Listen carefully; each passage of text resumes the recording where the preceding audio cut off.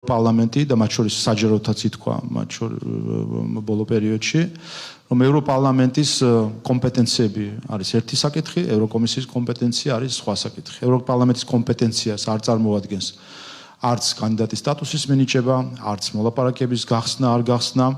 ეს გახლავთ პოლიტიკური დეკლარაციები, რომელიც სამწუხაროდ ხშირ შემთხვევაში გაჯერებული არის პოლიტიკური, ასე ვთქვათ, დღისწესრიგით. დღესდღეობით კი გვაქვს დამატებით სიტუაცია, რომ ევროპარლამენტის ეს მოწვევა თავის მანდატს ამოწურავს ცოტა ხანში, იცით რომ ივნისში იქნება არჩევნები.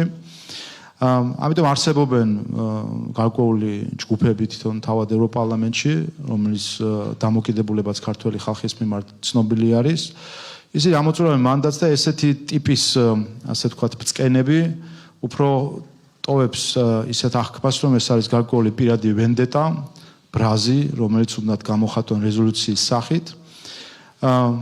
ზოგიერთი ამ დეპუტატებისგან ცოტა ხანში ალბათ აღარც იქნება ევროპარლამენტში, ისინი დაბრუნდებიან საკუთარ ქვეყნებში, შვიდად გადაბრუნდებიან და დაიძინებენ და ჩვენ ამ სიმშვიდის უფლება არ გვაქვს. რაღაცეებს როცა უყურებენ ზედაპირულად, აძლევენ თავს ამის უფლებას, ეს ზედაპირულობა, ამ ზედაპირულობის უფლება ჩვენ არ გვაქვს. მათ შორის თქვენ ალბათ ნახეთ, რომ ინიციირებულ რეზოლუციაში მაგალითად აფხაზეთი იყო ყირგიზეთთან ერთად მოხსენიებული, როგორც სახელმწიფო. ერთ წინადადებაში. აი ასეთ ხალხთან გვაქვს ურთიერთობა, რომელებიც მე პრეტენზია აქვთ ხოლმე, რომ ესმით საქართველოს კონტექსტი. იციან რა არის კარგი ქართველი ხალხისთვის და ისიც არ იციან თუ როგორი რუსული პროპაგანდა ჩადეს იმ რეზოლუციის პროექტში, სადაც აფხაზეთი ყირგიზეთის გვერდით გამოიყვანეს ლამის სახელმწიფოდ.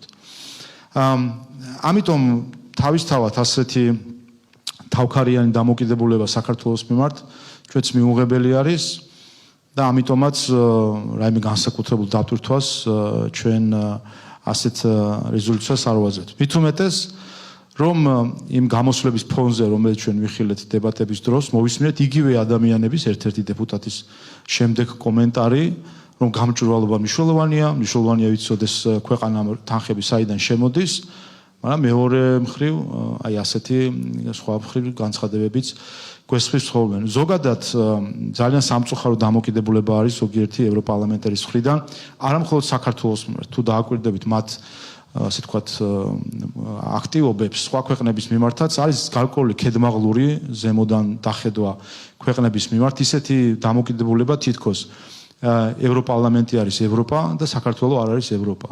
და ეს რა თქმა უნდა კატეგორიულად მიუღებელია ჩვენთვის, ჩვენ ისეთივე ევროპული ქვეყანა ვართ, როგორც ევროკავშირის წევრი ქვეყნები და გარკვეული ესეთი მეორეობითი დამოკიდებულება ქვეყნის მიმართ ზემოდან ქედმაღლური ყურება არის რა თქმა უნდა მიუღებელი. ასე რომ ასე შევაჯამებდი, რაც შეეხება რეზოლუციას, ეს არის სამწუხარო განმეორება იმ რეზოლუციების სერიისა, რომელიც ჩვენ ვიხილეთ, რომელიც გაჯერებული იყო ცილისწამებით საქართველოს მიმართ, ცალკეული პირების მიმართ და ამას გარკვეულწილად შეჩეული ვარ. და აქვე კიდევ ერთხელ აღნიშნავ გუშინ თქვი კიდევაც მე, განსაკუთრებით მიუღებელი იყო ერთ-ერთი ევროპარლამენტარის მხრიდან საქართველოს პოლიციაზე თავდასხმა და თქვი მე კიდევაც რომ პოლიციაზე თავდასხმა, ეს არის სახელმწიფოზე თავდასხმა და ეს რა თქმა უნდა მიუღებელია. მადლობა. მოგესალმებით, ტელეკომპანია იმედი დარეჯან ჩხიკვაძე, ევროპის სახალხო პარტიამ წარადგინა რეზოლუციის პროექტი, სადაც სახელმწიფოების ჩამონათვალში ყირგიზეთთან ერთად გამოყოფილი აქვთ აფხაზეთი. თქვენ ახსენეთ ეს, თუმცა უფრო ცლად თუ გვეტყვით, რას ნიშნავს ეს და როგორია თქვენი შეფასება? კი, ვახსენე და კიდევ ერთხელ დეტალურად შევხედოთ ამ საკითხს, მინიმუმ რასაც ეს გვაჩვენებს, რომ წარმოდგენა არ აქვს საერთოდ რაზე საუბრობენ, ხომ? აჩვენებს ზედაპირულობას დამოკიდებულებისა საკითხის, ქვეყნის, ხალხის მიმართ და აჩვენებს კიდევ ერთხელ ზუსტად აი იმ პრობლემას, რომელსაც ჩვენ ხშირად ვაწყდებით. და რომელიც სხვა ჩვენს ახლახანს გამოჩნდა, როდესაც ერთ-ერთი ქართველი კრიმინალი ზურაბ ადეიშვილი ვიხილეთ ბრიუსელის კორიდორებში და სხვადასხვა სათათბირო ოთახებში შეხვედრების დროს. ზუსტად იგივე ოთახებში, ზუსტად იგივე ბიუროკრატები თუ ევროპარლამენტარები ჩვენ როცა გვესაუბრებიან რაღაც რეფორმებზე, რაღაც კანონის მიღება, არ მიღებაზე, რაღაც გადაწყვეტებზე, მაგალითად სასამართლო რეფორმასთან დაკავშირებით, როცა საუბრობენ ვეტინგზე და როდესაც ჩვენ გვაქვს საუბარი იმაზე, რომ ეს არ არის ევროპული პრაქტიკა, ეს არ არის კარგი პრაქტიკა და ამას როცა საუბრობთ, ისინი გვეუბნებიან, რომ კი გვესმის, ეს არ არის კარგი ევროპული პრაქტიკა, ჩვენ ქვეყანაში ამას არ გავაკეთებდით, მაგრამ თქვენი ქვეყნის კონტექსტისთვის ეს საჭირო არის, რომ უცხოელებმა დაგინიშნონ მოსამართლეები. ანუ აქვთ პრეტენზია ამ ბიუროკრატებს და ასე ვთქვათ პოლიტიკოსებს, რომ დეტალურად იციან ჩვენი ქვეყნის კონტექსტი, რა გვიჭირს, რა გვილხინს, რა პოლიტიკური დინებები არის, რა ჯგუფები არსებობს, ვინ არის მიკერძოებული, ვინ ანუ ეტყვევიან დეტალებში. და შემდეგ და მათ შორის სასამართლოს დეტალებში და შემდეგ აღმოჩნდება ხოლმე რომ ისინი, რომლებსაც პრეტენზია აქვთ, რომ იციან, ერკვევიან ჩვენს კონტექსტში, ისიც კი არ იციან, რომ მაგიდის მეორე მხარეს უზით კრიმინალი ზურაბ ადეიშვილი. აი ესეც კი არ იციან. ადამიანს სახელზეც კი არ იცნობენ, ნუ ყველაზე მცირე იმედია არ იცოდნენ იმ შეხვედრების დროს, ვისთან ჰქონდათ საქმე. ანუ ისიც კი არ იციან, რომ ადამიანი, რომელმაც შექმნა საქართველოში წამების სისტემა, ადამიანის უფლების ფეხქვეშ გათელვის სისტემა, აი ეს ადამიანი უზის წინ ესეც არის და მე პრეტენზია აქვს, რომ ჩვენ ქვეყნის კონტექსტებში ერკვევიან. და ამ რეზოლუციის პროექტმაც ეს გამოაჩინა, რომ ხალხი, რომელიც გვეუბნება ჩვენ, რომ იციან ჩვენი საზოგადოება, რა სჭირდება, რა არ სჭირდება, ისიც კი არ იციან აფხაზეთი როგორ უნდა მოიხსენიონ. ამას ვსაუბრობთ ჩვენ ზედაპირულ დამოკიდებულებას და ეს გამოჩნდა ბევრჯერ და აქაც ბარემ ვისარგებლებ ამ შემთხვევით. ჩვენ როცა ვსაუბრობთ რჩევებზე უცხოეთიდან და მათ შორის ევროპიდან, ეს ყველა რჩევა კარგი რჩევა არ არის. ყველა რჩევა კეთილი რჩევა არ არის. არ ვიცი ეს ცოდნით თუ უცოდინრობით გამოსდით ხოლმე, მაგრამ ჩვენ გვირჩევდნენ მიხეილ სააკაშვილის გათავისუფლებას. მათ შორის მე მგონი ამ რეზოლუციის პროექტშიც წერია, ხო? ეს მეგობრული რჩევა არის? ის ვინც ამას აკეთებს, ის ქართული ხალხის მეგობარია? როდესაც ამბობს, რომ ადამიანის წამების სისტემის და რეჟიმის შემქმნელი ადამიანი უნდა გაექცეს მართლმსაჯულებას. ეს ხომ მეგობრის აქციელი არ არის. ერთი, მეორე, ისინი ვით ჩვენ გვირჩევდნენ სანქციების დაწესებას რუსეთისთვის. ის ჩვენი მეგობრები იყვნენ? მეგობრული რჩევა იყო ეს? როდესაც იციან, რომ ეს ფაქტობრივად საქართველოსთვის ნიშნავდა ომის რისკის ქვეშ დადგომას, წინაშე დადგომას და ეს ნიშნავდა გარანტირებულ ეკონომიკურ კოლაფსს.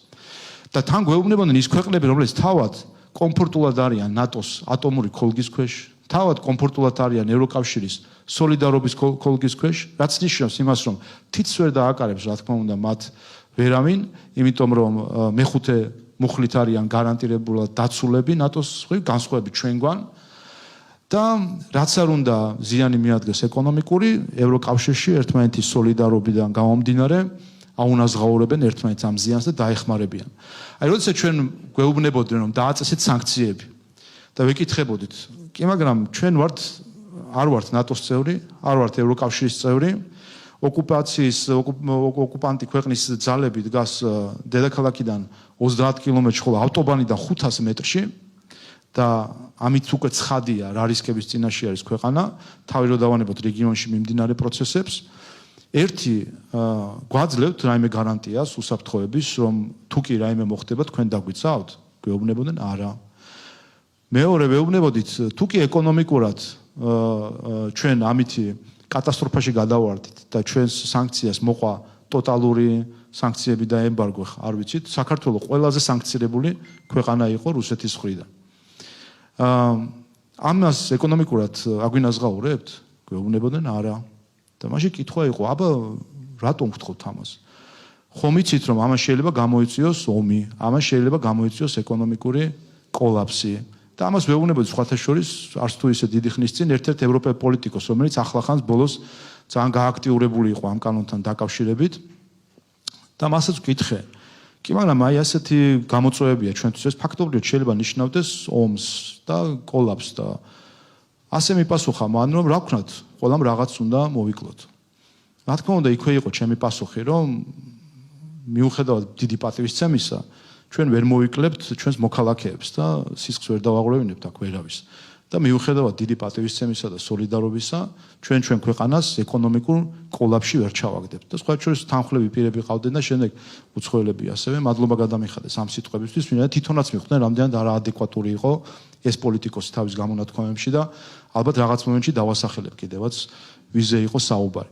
აი ასეთი თავქარიანი დამოკიდებულება ზოგს აქვს საქართველოს მიმართ ერთი მხრივ და მეორე მხრივ მეორეობითი დამოკიდებულება თითქოს ჩვენ ვიყოთ რაღაც მეორე ხარისხოვანი ქვეყანა, რომელიც ევროპა კი არ ვართ რაღაც საბჭოთა კავშირის ყოფილი ადმინისტრაციული ერთეული, რომელიც ბედის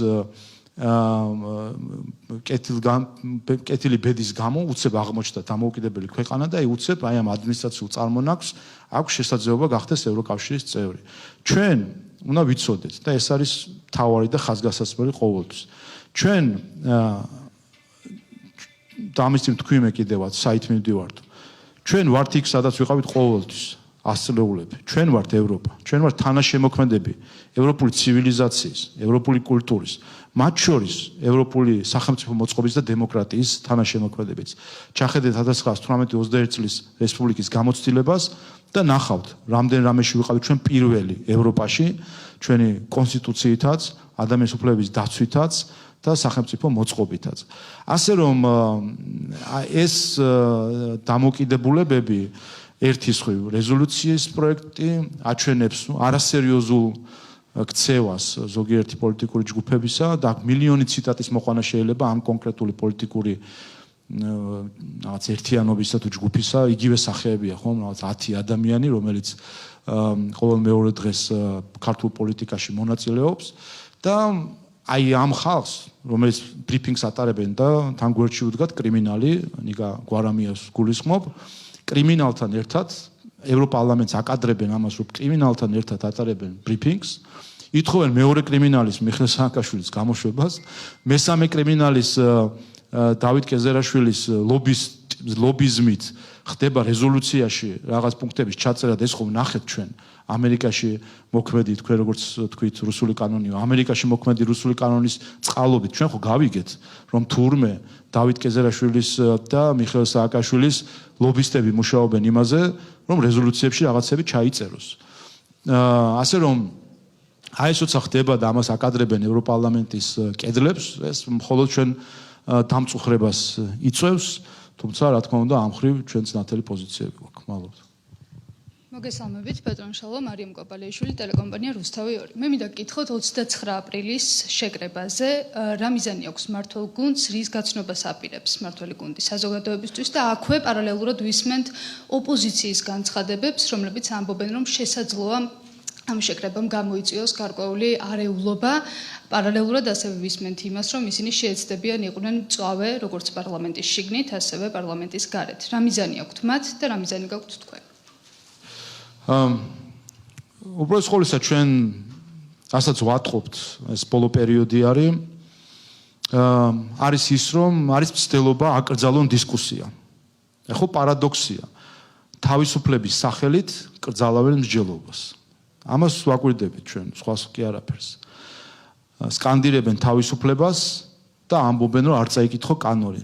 მათ შორის გახსოვთ, რომ ქალაქში გაიკრა ჩვენი აქტივის მხრიდან პოსტერები, სადაც იყო მითითებული ინტერნეტის ვებგვერდი, სადაც ადამიანს შეეძლო კანონი წაეკითხა და ეს პოსტერები ჩამოხიეს. რა ქვია ამას? თუ არა აკრძალვა ფიქრისა, აკრძალვა მსჯელობისა, აკრძალვა დისკუსიისა. ორველისეული მიდგომების პირდაპირი რეალიზაცია ჩვენს თანამედროვეობაში, როდესაც არ ცოდნა არის ძალა და როდესაც მორჩილება ითვლება თავისუფლებად. აი ამის მაგალითებს ხედავთ ახლა. და მათ შორის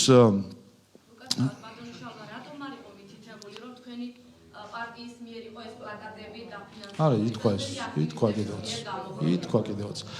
ითქვა კიდევაც, მაგრამ რა მნიშვნელობა აქვს? სიმართლეს რა მნიშვნელობა აქვს, სად იქნება, ხომ? კი ბატონო. და საქმე ამაშია, ხომ? მსჯელობის აკრძალვა ევროპის და თავისუფლების სახელით გძალავენ მსჯელობას. და ნაცვლად იმისა, რომ თქვან რა არის არგუმენტი ამ კანონის წინააღმდეგ. უბრალოდ მიდის პლაკატური საუბარი ეწინააღმდეგება ევროპულ ღირებულებებს და აქაც ბოდიში მომთხოვია ჩვენ საქართველოში აბა რომელი ღირებულებებით ვცხოვრობთ ჩვენც ევროპა ვართ და ევროპული ღირებულებებით აქ არავის არ აქვს დაპატენტებული თავისთვის ევროპული ღირებულებები არც ერთ ქვეყანას ჩვენთან მიმართებით ამიტომ როცა გვესაუბრებიან ევროპული ღირებულებებით ეს არ არის ევროპელი საუბარი არაევროპელთან არამედ ეს არის ევროპული ქვეყნის საუბარი ევროპულ ქვეყანასთან და ამიტომ როცა ვსაუბრობთ ევროპულ ღირებულებებზე აქ ჩვენც გვეთქმის ჩვენი სიტყვა ჩვენი ისტორიიდან და ჩვენი ევროპული ღირებულებების ჩვენი თანაშემოქმედების მხრიდანაც ამიტომ კიდევ ერთხელ საკითხი ხომ მარტივად არის უმარტივეს საკითხებზე ვსჯელობთ კიდევ ერთხელ უბრალოდ დაუბრუნდე ამ კანონ პროექტს რაზე არის ახლა აქ მსჯელობა და ვისარგებლებ ამ შემთხვევით პირველი გამჭვირვალობა რა არის გამჭვირვალობა დავსვათ კითხვა არის მცდელობა მათ შორის ზოგიერთი არაკეთილსინდისერი ჯგუფების მხრიდან, მათ შორის არასამთავრობო ორგანიზაციების მხრიდან, რომ მანიპულაციურად წარმოადგინოთ თითქოს, აი გადასახადებს ვიხდით ფინანსთა სამინისტროში და ასე შემდეგ და კი, მაგრამ ეს ხომ არის და ინფორმირებულობა და გამჭვირვალობა ტყუილია. არანაირი კავშირი გადასახადების გადახდას გამჭვირვალობასთან არ აქვს. პირიქით, საგადასახადო ურთიერთობა არის საგადასახადო საიდუმლოებით დაფარული ურთიერთობა. არავის თქვენს, მეც, არავის არ გვაქვს ინფორმაცია ერთმანეთის საგადასახადო ტრანზაქციებს. ისევე როგორც საბანკო ურთიერთობები არის საბანკო საიდუმლოებით დაფარული. ამიტომ არანაირი კავშირი საგადასახადო ვალდებულების გასტუმრებას გამჭვირვალობასთან არ აქვს. გამჭვირვალობის ერთადერთი დანიშნულება არის გამჭვირვალობა და მისი ადრესატი არის საზოგადოება. გამჭვირვალობა საზოგადოების მიმართ. და აქ არის ზუსტადაც რომ პრობლემა. ეხლა მეორე საკითხი კი, მაგრამ საჭირო არის და საერთოდ რატომ არის საჭიროება მაშინ გამჭვირვალობა საზოგადოების მიმართ NGO-ების მხრიდან. საერთოდ არის თუ არა საჭიროება. აქ არის შემდეგი გარემოება. გამჭვირვალობა არის რატომ ჭირდება საერთოდ საზოგადოებას რაიმე ინფორმაცია. რატომ ჭირდება საზოგადოებას რომ მე დეკლარაციები შევავსო ყოველ წელს და საჯარო თიდოს. რატომ ჭირდება საზოგადოებას რომ მქონდეს საჯარო ინფორმაციაზე წვდომა სხვადასხვა სამინისტროდან, საბიუჯეტო ხარჯებთან და შემოსალებთან დაკავშირებით. რატომ არის საჭირო ეს ინფორმაცია? იდეა და ლოგიკა არის შემდეგში. რომ ადამიანს უნდა ჰქონდეს უფლება იცოდეს მათზე რაც შეიძლება მეტი, რომელთა გადაწყვეტილებებიც და მოქმედება ავლეს გავლენას მის ცხოვრებას. არსებობს გარკვეული რომ წარმოვიდგინოთ ძალაუფლების წრე, ასე ვთქვათ. და ამ წრის შიგნით მყოფი სეგმენტები იღებენ მონაწილეობას გადაწყვეტილების ჩამოყალიბებაში, რომელიც შემდეგ ახდენს გავლენას თითოეულ მოქალაქეს. მაგალითად, იღებენ კანონს, რომელიც გავლენას ახდენს მოქალაქეზე. იღებენ გადაწყვეტილებას რაღაც პროექტის დაფინანსებაზე, ხიდის მშენებლობა, რომელიც მოქალაქისთვის მნიშვნელოვანია, სოციალური პროგრამები, ასე შემდეგ. და ამიტომ მოქალაქეს, ვინაიდან ეს გადაწყვეტილება კანონი მასზე ახდენს გავლენას, აქვს უფლება იცოდეს, რომ ის დეპუტატი, მაგალითად, ვინც კანონს იღებს, რა არის მისი ფინანსური ქონებრივი მდგომარეობა, რომ ვიცოდე მე როგორც მოქალაქემ, რამე ინტერესები, რა ინტერესები დგას რაღაც გადაწყვეტილების თუ შემთხვევით რამე ინტერესები ხომ არ არის. და ამიტომ არის ზუსტად, რომ 5000 საჯარო მოხელი ავსებს ქონების დეკლარაციას და ქვეყნდება ის.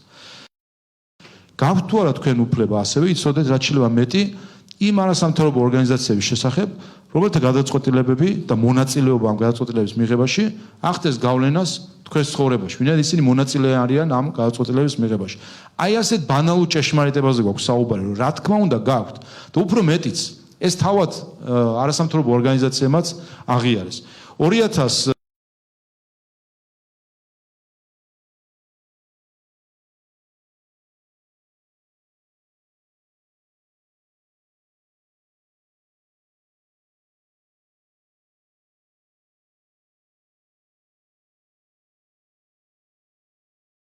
16 წელს არასამთავრობო ორგანიზაციათა გარკვეულმა ჯგუფმა შეიმუშავა მემორანდუმი თუ შეთანხმება შეიძლება დავარქვათ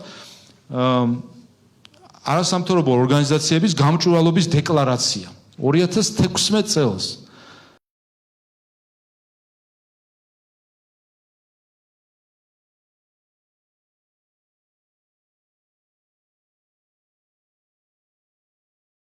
ისინი ყოველწლიურად გამოაქვეყნებენ თავის ფინანსურ ანგარიშგებას, სადაც დაწერენ, ვისგან მიიღეს ფინანსება, რომელი პროექტები იყო, რა შინაარსის, რა ვადის, ყველაფერი ის, სადაც ჩვენ დღეს საუბრობთ 2000პირველად საქართველოში სილკნეტის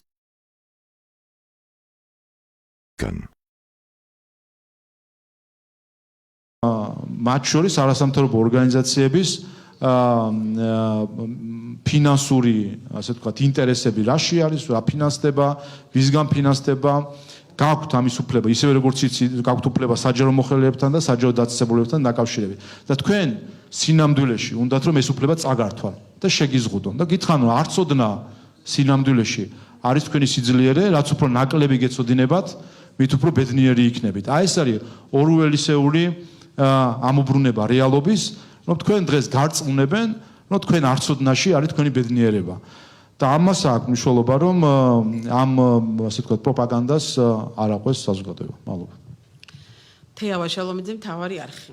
ბატონ შალვა, ბოლო დროს ევროპარლამენტარების მიერ გამოთქმული საკმაოდ მწვავე კრიტიკისა და შეფასებების ფონზე და იმ ფონზე, რომ ივანიშვილს შესაძლებელია დაეწესოს სანქციები, აპირებთ თუ არა რუსული კანონის უკან გაწევას და აქვე ამ კანონთან დაკავშირებით თქვენმა კოლეგამ უმრავლესობიდან ზარქვამ განეცხადა, რომ ამ კანონის მიღების შემდეგ გაქრება ქვეყნიდან ლომჯარიები, გიგაურები და ასე შემდეგ.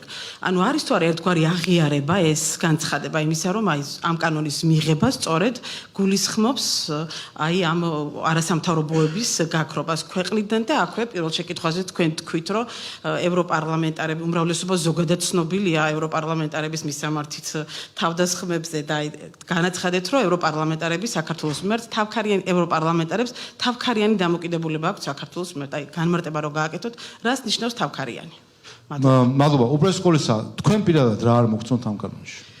არა, ეს არის ბატონო შალვა, თუ კითხვა-პასუხის რეჟიმში დავდგებით, არ არის არანაირი პრობლემა. ეს არის ზუსტად რუსული კანონი, სწორედ ასე დაიწყეს რუსეთმა და შემდეგ ამ კანონს მიეცემა თავისთავად მუხლები, ჩასწორებები და მოხდება სწორედ მედიის გაქრობა.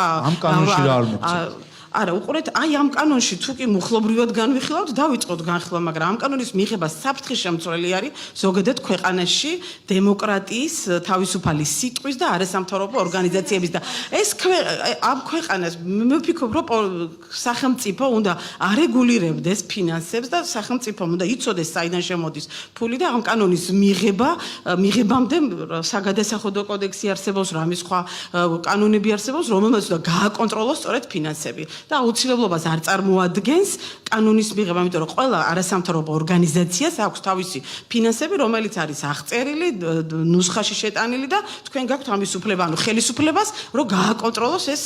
კი ბატონო. აი სინამდვილეში მე ხო ამაზე ვისაუბრე რომ არანაირი კავშირი ხელისუფლების საფინანსო საგადასახადო ნაწილს არანაირი კავშირი გამჭვირვალობასთან არ აქვს.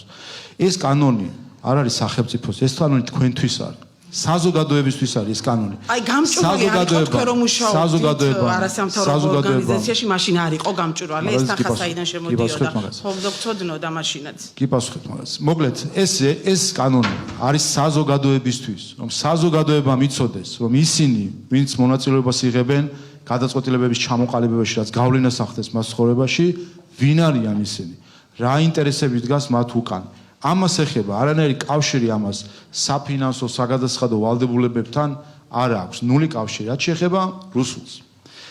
ხომ თქვენ მით უმეტეს მედიის წარმომადგენლები ამას უნდა ხვდებოდით. ეს ხომ უმარტივესი ხრიკი არის, რომ ასე ვთქვათ, რუსულის ბრენდირებით უბრალოდ თავი აარიდო დისკუსიას. აი ეს არის უმარტივესი პროპაგანდისტული ხრიკი ბრენდირების, როდესაც ნაცვლად შინაარსში შესვლისა მიდის უბრალოდ თავის არიდება გარკვეული დამცრობითი ტერმინოლოგიით.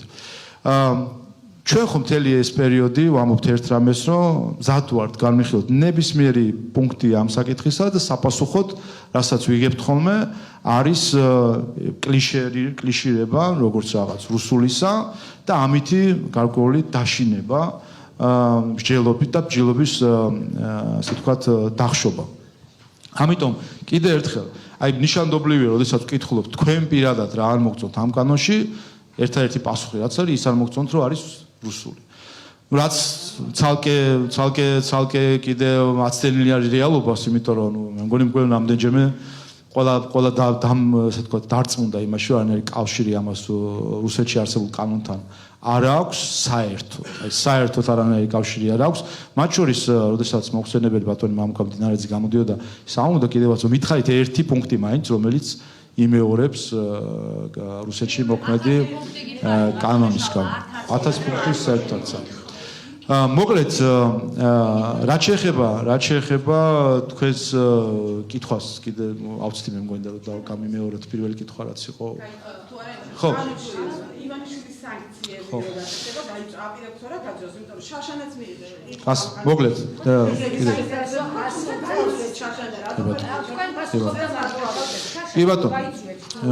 კი ბატონ, ჩვენ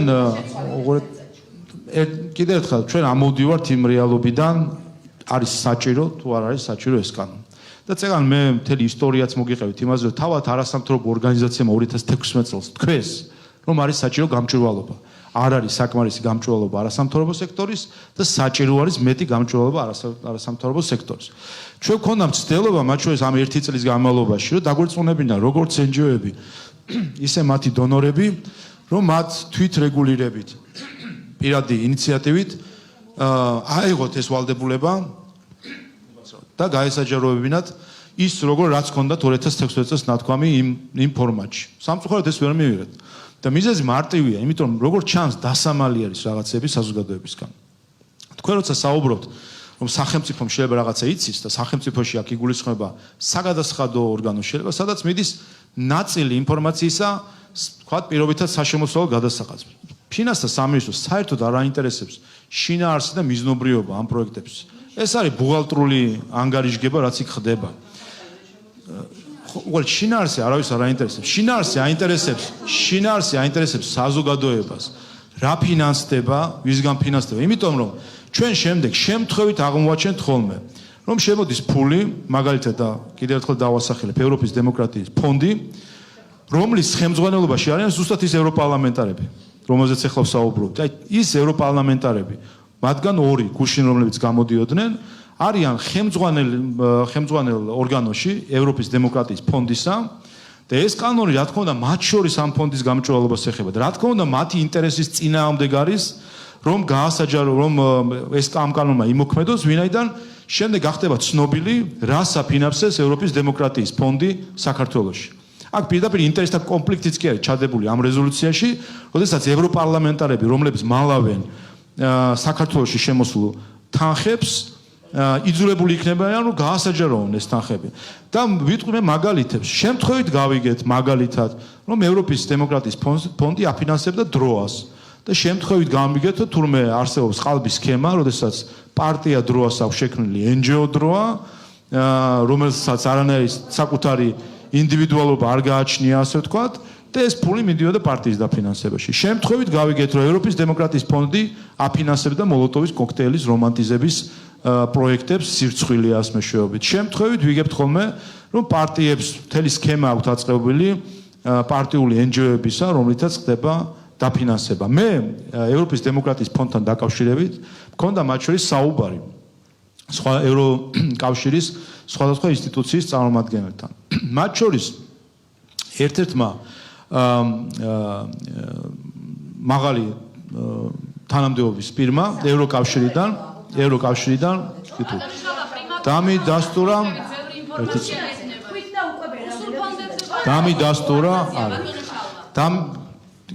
დამიდასტურა ერთი რამ, რომ მე როდესაც მქონდა საუბარი ამაზე, დამიდასტურა რომ არსებობს სხვა ქვეყნებში წუხილი ევროპის დემოკრატიის ფონდთან დაკავშირებით, რომ ისინი ფარულად მოქმედებენ და აფინანსებენ რადიკალურ ჯგუფებს და პოლიტიკურ პარტიებს და ასევე დამიდასტურა, რომ მაის გაეცნო, ასე ვთქვათ, რა პროექტებს აფინანსებენ და იქ ნამდვილად ჩანს, რომ ეს არის პოლიტიკური ფული. თუმცა ჩემს თხოვნაზე, რომ წარმოედგინათ იქნებ და გაესაჯეროებინათ ეს პროექტები, მივიღე სამწუხაროდ უარი.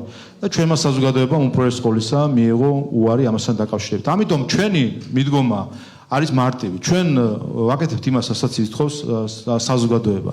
საზოგადოება ითხოვს, რომ კონდეს ინფორმაცია მეტი მათ შესახებ, ვინც მათ ცხოვრებაზე ახდენს გავლენას. შესაბამისად, ამ ინტერესით მოქმედებდა თქვენ ხედავთ მათ შორის საზოგადოების მხარდაჭერა ამ ხრივ როგორი არის ამ საკითხთან დაკავშირებით და რა თქმა უნდა საქართველოს პარლამენტი გეგმავს, რომ მიიღოს ეს კანონი. საზოგადოების მხარდაჭერა აქვს თავისუფალ მედიას და ასე იქნება სულ. დის მხარდაჭერა ჩვენი სრული მხარდაჭერა ასევე.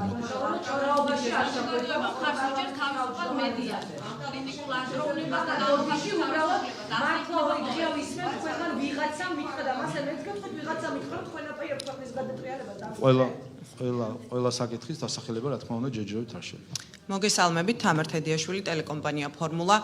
თქვენ მოგმართეთ როგორც მოქალაქეებს, დაგვისვით შეკითხვა როგორც მოქალაქეებს და მივცემ თავისუფლებას პასუხი გაგცეთ როგორც მოქალაქემ და არა როგორც ჟურნალისტმა. შეკითხვა გამჭვირვალობა არის თუ არა მნიშვნელოვანი. თქვენმა კოლეგამ ბატონმა ზარქუამ რეალური მიზანი ამ კანონის ძალიან ნათლად ერთი წინადადებით თქვა. შეიძლება წამოწდა, მაგრამ მე ვფიქრობ, რომ ესე განაცხადა, რომ ეს არ არის გამჭვირვალობა ამ კანონის მიზანი, ამ კანონის მიზანია კრიტიკულად განწყობილი არასამთავრობო ორგანიზაციების გაქრობა.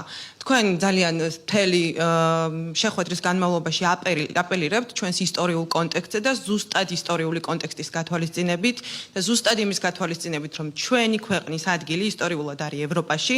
ჩემი როგორც რიგითი მოქალაქის განწყობა არის ასეთი, რომ ნებისმიერი რამ, რაც გვაშორებს ევროპას დემოკრატიულ ღირებულებებს და ნებისმიერი რამ, რაც გვაახლოვებს რუსეთთან, არის ჩემთვის მიუღებელი. ორუელი ახსენეთ კიდე ძალიან ბევრჯერ. ის რომ ომი მშვიდობა, მონობა თავისუფლება და ძალა უმეცრებაშია, ჩემი როგორც რიგითი მოქალაქის თვალსაზრისით, ზუსტად ქართული ოცნება მიგვითითებს ამისკენ ყველა თავისი ქმედებით და მათ შორის ამ რუსული კანონის მერამდე მეორედ გამოტანით და საზოგადოებასთან დაპირისპირებით. ეს რაც შეეხებოდა ჩემს მოსაზრებას, რადგან თქვენ შეკითხვა დასვით. რაც შეეხება ჩემს კითხვას, ანტიკორუფციულმა ბიურომ, ორგანიზაცია ანტიკორუფციულმა ბიურომ წლების მიხედვით სტატისტიკა გამოაქვეყნა, როგორ იზრდება სახელმწიფო სიპებსა და აიპებში დასაქმებულთა რაოდენობა და 2014 წელთან შედარებით ორჯერ არის გაზრდილი დასაქმებულთა რაოდენობა, 81,000 ადამიანს აღწევს, თუ სწორად მახსოვს რიცხვი. და სახელმწიფო ფონდი დაახლოებით 3ჯერ არის გაზრდილი. ჩნდება გონივრული ეჭვი და კითხვა ხომ არ არის ეს იმისკენ მიმართული, რომ გაიზარდოს დასაქმებულთა რაოდენობა და შემდეგ უკვე მმართველმა პარტიამ ეს ადმინისტრაციული რესურსი გამოიყენოს წინასაარჩევნოდ და არა მხოლოდ.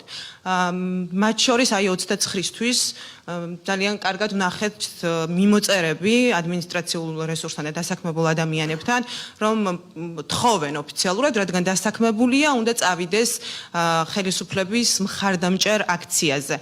როგორ შეაფასებთ ამ გაზრდას, მათ შორის აუდიტის დასკვნებშიც ხდება ხოლმე და IP-ბიც დუბლირებულია ზოგ შემთხვევაში. როგორ შეაფასებთ ამას, რომ 91,000 ადამიანია და ორჯერ არის გაზრდილი 2014 წელთან შედარებით. არის ამის საჭიროება, რომ ამდენი საჯარო მოხელი და დასაქმებული იყოს CIP-ებში და IP-ებში? მადლობა. მადლობა. კიდევ ერთხელ რომ მიუბრუნდეთ კანონს. რა თქმა უნდა, თქვენი მხრიდანაც ამ ტერმინის რუსულის გამოყენება აჩვენებს უბრალოდ სურვილს, რომ გაექცეთ დისკუსიას. ეს კიდევ ერთხელ არის მეთოდი კლიშირების, რაც მედიამ ყველაზე კარგად უნდა იცოდეთ. ეს არის ბრენდირების მეთოდი, რომლითაც ნაცვლად იმისა, რომ შინაარსზე იყოს მსჯელობა, ხდება რაღაც გამოგონა, რაღაც ეპითეტების, რომელსაც უნდა ქონდეს უარყოფითი კონოტაცია და ამით უბრალოდ უნდა დაიბლოკოს დისკუსია.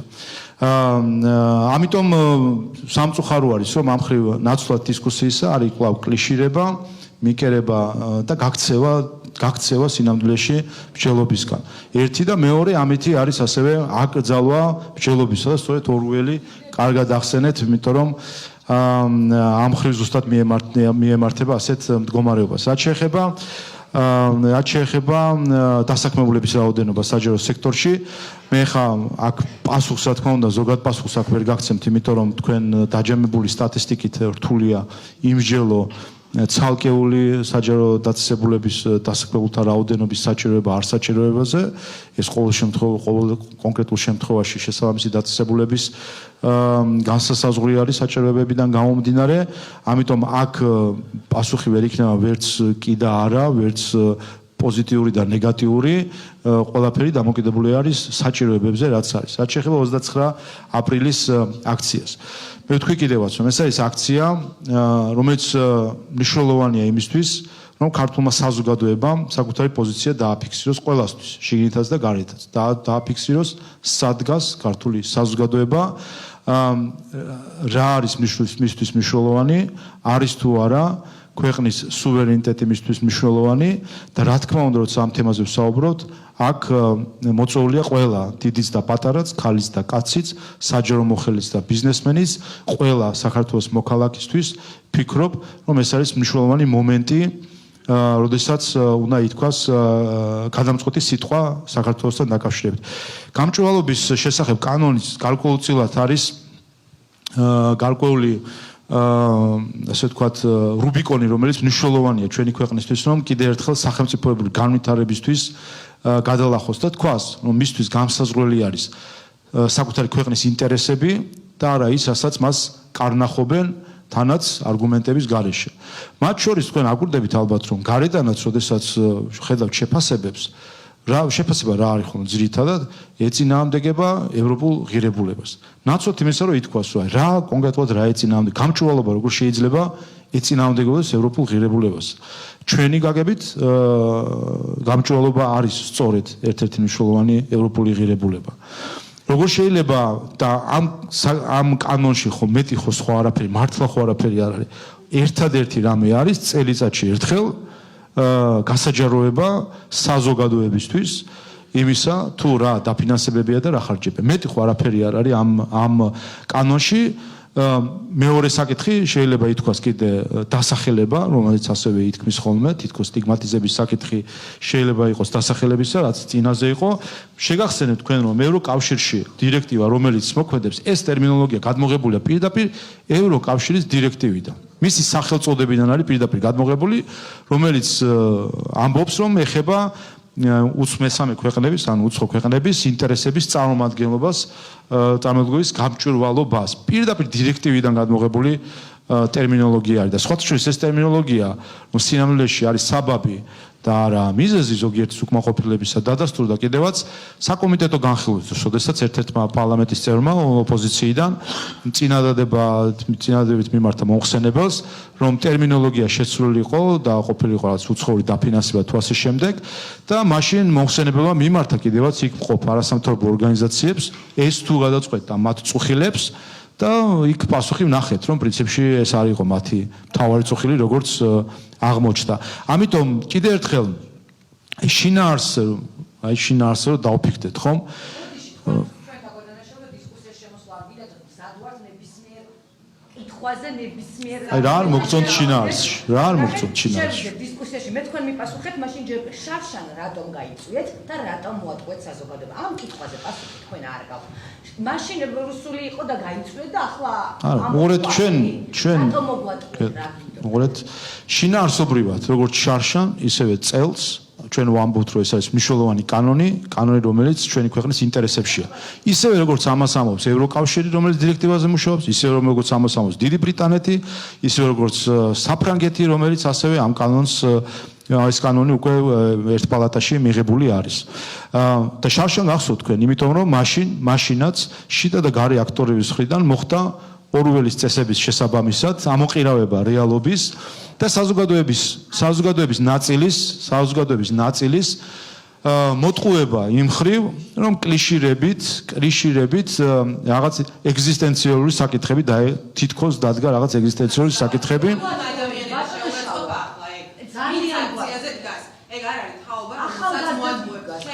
უყურეთ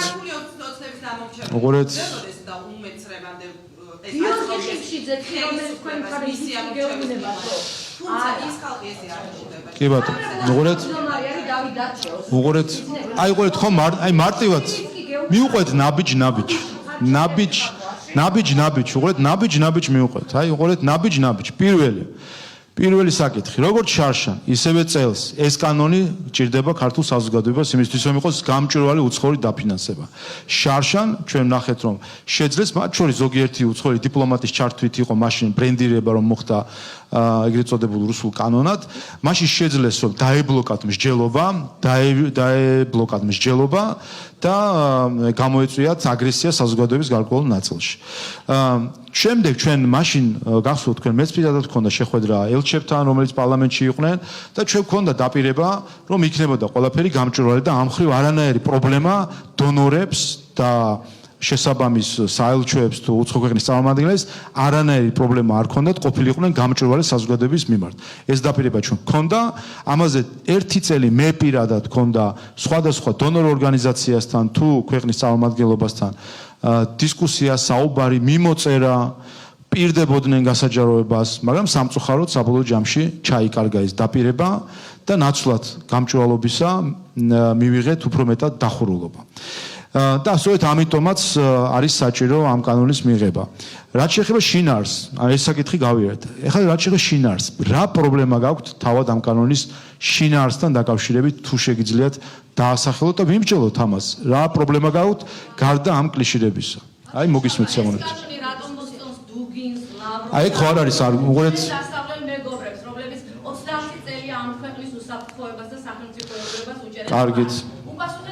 კარგით. მოგეთ თქვენი პირველი არგუმენტი ცუდია, იმიტომ რომ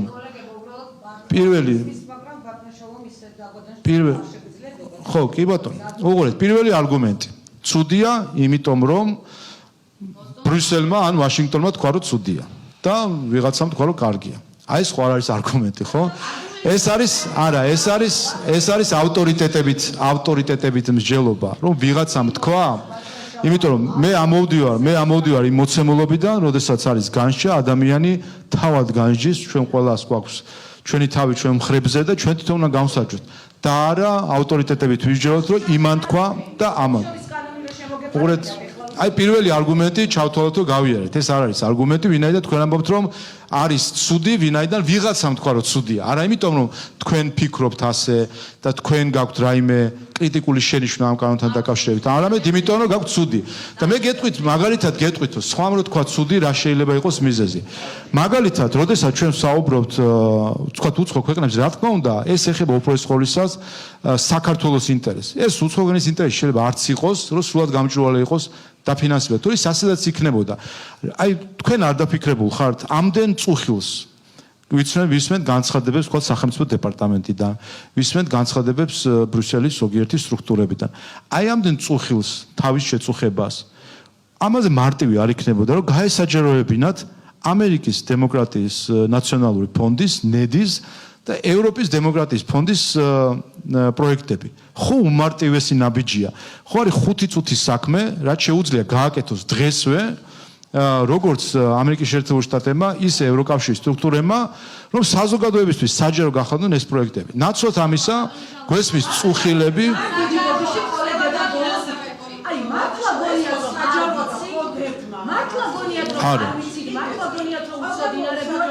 უბრალოდ გვიპასუხეთ. ამერიკას აკრიტიკებთ, ევროპას აკრიტიკებთ, ყველას აკრიტიკებთ. ბოლო-ბოლო ვინ მოგწონთ რუსეთის გარდა გვიპასუხეთ. უყურეთ, არა ჩვენ ხო ეხლა ვმჯელობთ კონკრეტულ ყველას გვაწუხებს მე 16 წლის შვილი მყავს და ნამდვილად არ მინდა რუსეთში იყოს და თქვენ ძალიან საინტერესო ევროპის გრანტებს არიღებით. მალავდით რა, ხო არასამთავრობო. უყურეთ ჩვენ ხო ეხლა უყურეთ ჩვენ კი პასუხობთ, გასაგები. ჩვენ ხო ეხლა ვმჯელობთ საკითხზე ეს კანონი არის კარგი ჩვენი საზოგადოებისთვის თუ არა. ჩვენ მე მგონი შევთანხმდით იმაზე, რომ დაფინანსებები არის გაუმჭვირვალე. სხვა შემთხვევაში 2016 წელს არც იქნებოდა საჭიროება.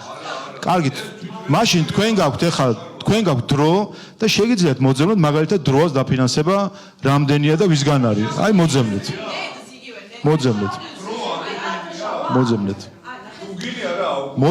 მოძებნეთ სირცხვილიას რამდენი აქვს დაფინანსება. მოძებნეთ სირცხვილიას რამდენი აქვს, დროას რამდენი აქვს. უყურეთ, აი ამიტომ უყურეთ ჭეშმარიტებებზე თუ არ მეთანხმებით. უყურეთ, კი პასუხი. ჭეშმარიტებებზე. კარგით, უყურეთ ჭეშმარიტებებზე ხო უნდა შევთანხმდით. ერთ საათი მაცადეთ. ჭეშმარიტებებზე ხო უნდა შევთანხმდით ერთი წამი. კარგით, უყურეთ. კარგით, მისმენთ. კარგით, უყურეთ. გიპასუხებთ ყველაფერს. უყურეთ. ეს მიპასუხეთ. ან კი მითხარით ან არა, შავ მიხებით თუ არა, როცა NGO-ში გიპასუხებთ. უყურეთ, აი მარტივ რაღაცებზე ვსაუბრობთ. გამოდის რომ ვერ თანხდებით. თქვენ ფიქრობთ, რომ დღეს დაფინანსება არის ცნობილი. თქვენ შეგიძლიათ ნებისმიერი არასამთავრობო ორგანიზაციის დაფინანსება მოიძიოთ. აი მოიძიეთ მაგალითად დროას დაფინანსება, სირცხვილიას დაფინანსება, ვერ მოიძიებთ ხა. ნუ არ ვიცი, კარგით. ან თუ ამაზე არ თანხდებით, ან თუ სიმართლეზე თვალებს დახუჭავთ, მაშინ ერთ ნაბიჯს წინ ვეღარ გადადგავთ მჭელობაში. დონორი ორგანიზაციები, რომლებიც აფინანსებენ სხვადასხვა არასამთავრობო ორგანიზაციებს, სხვადასხვა ეს დონორი ორგანიზაციები, თქვენ ამ დონორ ორგანიზაციებს უცხადებთ უნდობლობას, რომ ფემინისტვის არასასიკეთოდ გამოიყენებენ. უყურეთ, აი უყურეთ, ანუ რთულია, მოგეთ თქვენ აი რა არის იცით ადამიანს არის ასეთი ნათქვა.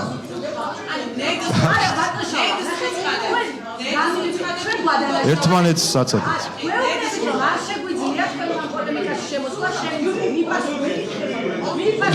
მოდით მივყვეთ თანვიდროთ. გეტყვით, კი პასუხობთ. კი პასუხებთ. უპირველეს ყოვლისა, ჩემი ბიოგრაფია თუ იცით, მე არასამთავრობო ორგანიზაციაში არ მუშაობთ. მე მუშაობდი გერმანიის სამთავრობო ორგანიზაციაში, გერმანიის ბიუჯეტის დაფინანსებული იყო, ასე რომ იყო. რაც უყურეთ და იყო ის ინფორმაცია გამჟღავნებული, როგორც ახლა არის გამჟღავნებული. ამას ვსაუბრობთ ჩვენ, რომ მეტი ინფორმაცია საზოგადოებისთვის საჭირო. მეტი ინფორმაცია არის საჭირო თქო, ამაზე არ ვსაუბრობ ზუსტად. არის ასეთი გამონათქვამი, ადამიანს თუ არ უნდა რიყეზე ისე გავა ქვას ვერ დაინახავს. ახლა ჩვენ თუ იმაზე ვერ თანხდებით, გამჭვირვალე არის თუ არ არის. ახლა ეს არის სწორედ ჩაკეტვა მსჯელობის. მარტივი კითხვა. თუ კი ყველაფერი გამჭვირვალე იყო, რატომ დასჭირდათ არასამთავრობო ორგანიზაციებს ამ დეკლარაციის ხელმოწერა და სპეციალური ვებგვერდის გაკეთება? რატომ დაჭირდათ თუ კი იყო? ეს ხომ ადასტურებს, რომ არ იყო. აი მინიმუმ ასე ხომ. თვით რეგულირების მექანიზმი. ბატონო შა. ხო და რატომ დასჭირდათ თუ კი იყო? კარტია შევქმნით, მაგრამ ეს კი ანიშნავს იმას, რომ ხო და არა, უყურეთ, იმიტომ, არა, მაგრამ ეს იმას ნიშნავს, რომ გამჭვირვალობა არ იყო საკმარისი და ამიტომ დასჭირდათ დეკლარაციის ხელმოწერა. ანუ ბანალურ ჭეშმარიტებებზე დავა ხო არღის, არა იმისთვის რომ ცოტა წინ წავიწიო დისკუსიას. და თუ კი ვთანხმდებით, რომ ნაწილობრივ მაინც გაუმჭვირვალეა. ამაზე მაინც შევთანხმდეთ, რომ ნაწილობრივ არის გაუმჭვირვალე არის. ნაწილობრივ გაუმჭვირვალე მაინც არის, ხო? თუ კი ამაზე ვთანხმდებით, მაშ როგორ უზრუნველყოთ ამისი სრული გამჭვირვალობა? ამაზეა საუბარი ზუსტად ამ კანონში. ისმით. მოგესალმებით. მე თქვითხარით რამდენი აიღეთ, თუ კი თქვენ ხართ გამჭვირვალე მაგალითი მომეცით და ოფშორიდან ამდესელოდებით ბოდიში ამისთვის რომ გააკეთოთ. ნატო, მადლობა. აჭარის ტელევიზია და რადიო საზოგადოებრივი მაუწყებელი ირაკლი ყურაშვილი. ბატონო შალვა, კანონმდებლობასთან და კანონ პროექტთან დაკავშირებით ბევრი ისაუბრეთ, აქედან გამომდინარე შემდეგ კითხვას დავსვამ თუ შეიძლება. ეს ეხება მოქმედ პრეზიდენტ სალომე ზურაბიშვილს, რომელმაც განაცხადა, რომ ერთი ფრთის ქვეშ ელოდება ოპოზიციურ პარტიებს და დღეს მოვისმინეთ ასევე ყოფილი პრეზიდენტის მიხეილ სააკაშვილის განცხადება, სადაც ის ამბობს, რომ უნდა შეიქმნას ერთი სია, სადაც გაწევრიანდება ოპოზიციური პარტიები. როგორია თქვენი შეფასება და ამ არჩევნების მოახლოებასთან ერთად 29 აპრილი არის თუ არა თქვენი მხრიდან ასევე ძალის დემონსტრირება? მადლობა. რაც შეეხება ამ საკითხებს, უპირველეს ყოვლისა ჩვენ რასაც ჩვენ თუ შეიძლება უპირველეს ყოვლისა რაც შეეხება წინასაარჩევნო გარემოს, რასაც ჩვენ ვხედავთ, აქაც ჩვენ ვხედავთ რადიკალიზაციის მიმართულებას, მათ შორის ნიკა გვარამიას შეწყალება ზუსტად ამ სფეროდან არის და ვხედავთ ჩვენ კიდევაც, რომ ის იქნა ისე წარმოჩენილი, თითქოს ეს იყო დეპოლარიზაციის მიზნით, მათ შორის ევროპელი ზოგიერთი ლიდერი გამოეხმაურა, როგორი დეპოლარიზაციები გამოიწვია მისმა შეწყალებამ, ამასაც ვხედავთ. ამიტომ ჩვენ ამაზე არაერთხელ გვითხოვთ და ყოველი შემდეგი ნაბიჯი ქალბატონი სალომესი ადასტურებს იმას, რომ ის არის ნაწილი იმ რადიკალური ჯგუფისა ოპოზიციაში, რომელიც უცხოეთიდან კარნახით მოქმედებს სწორედ საქართველოს ინტერესების საწინააღმდეგოდ. ყველა მისი ეს ნაბიჯი არის დამატებითი დადასტურება,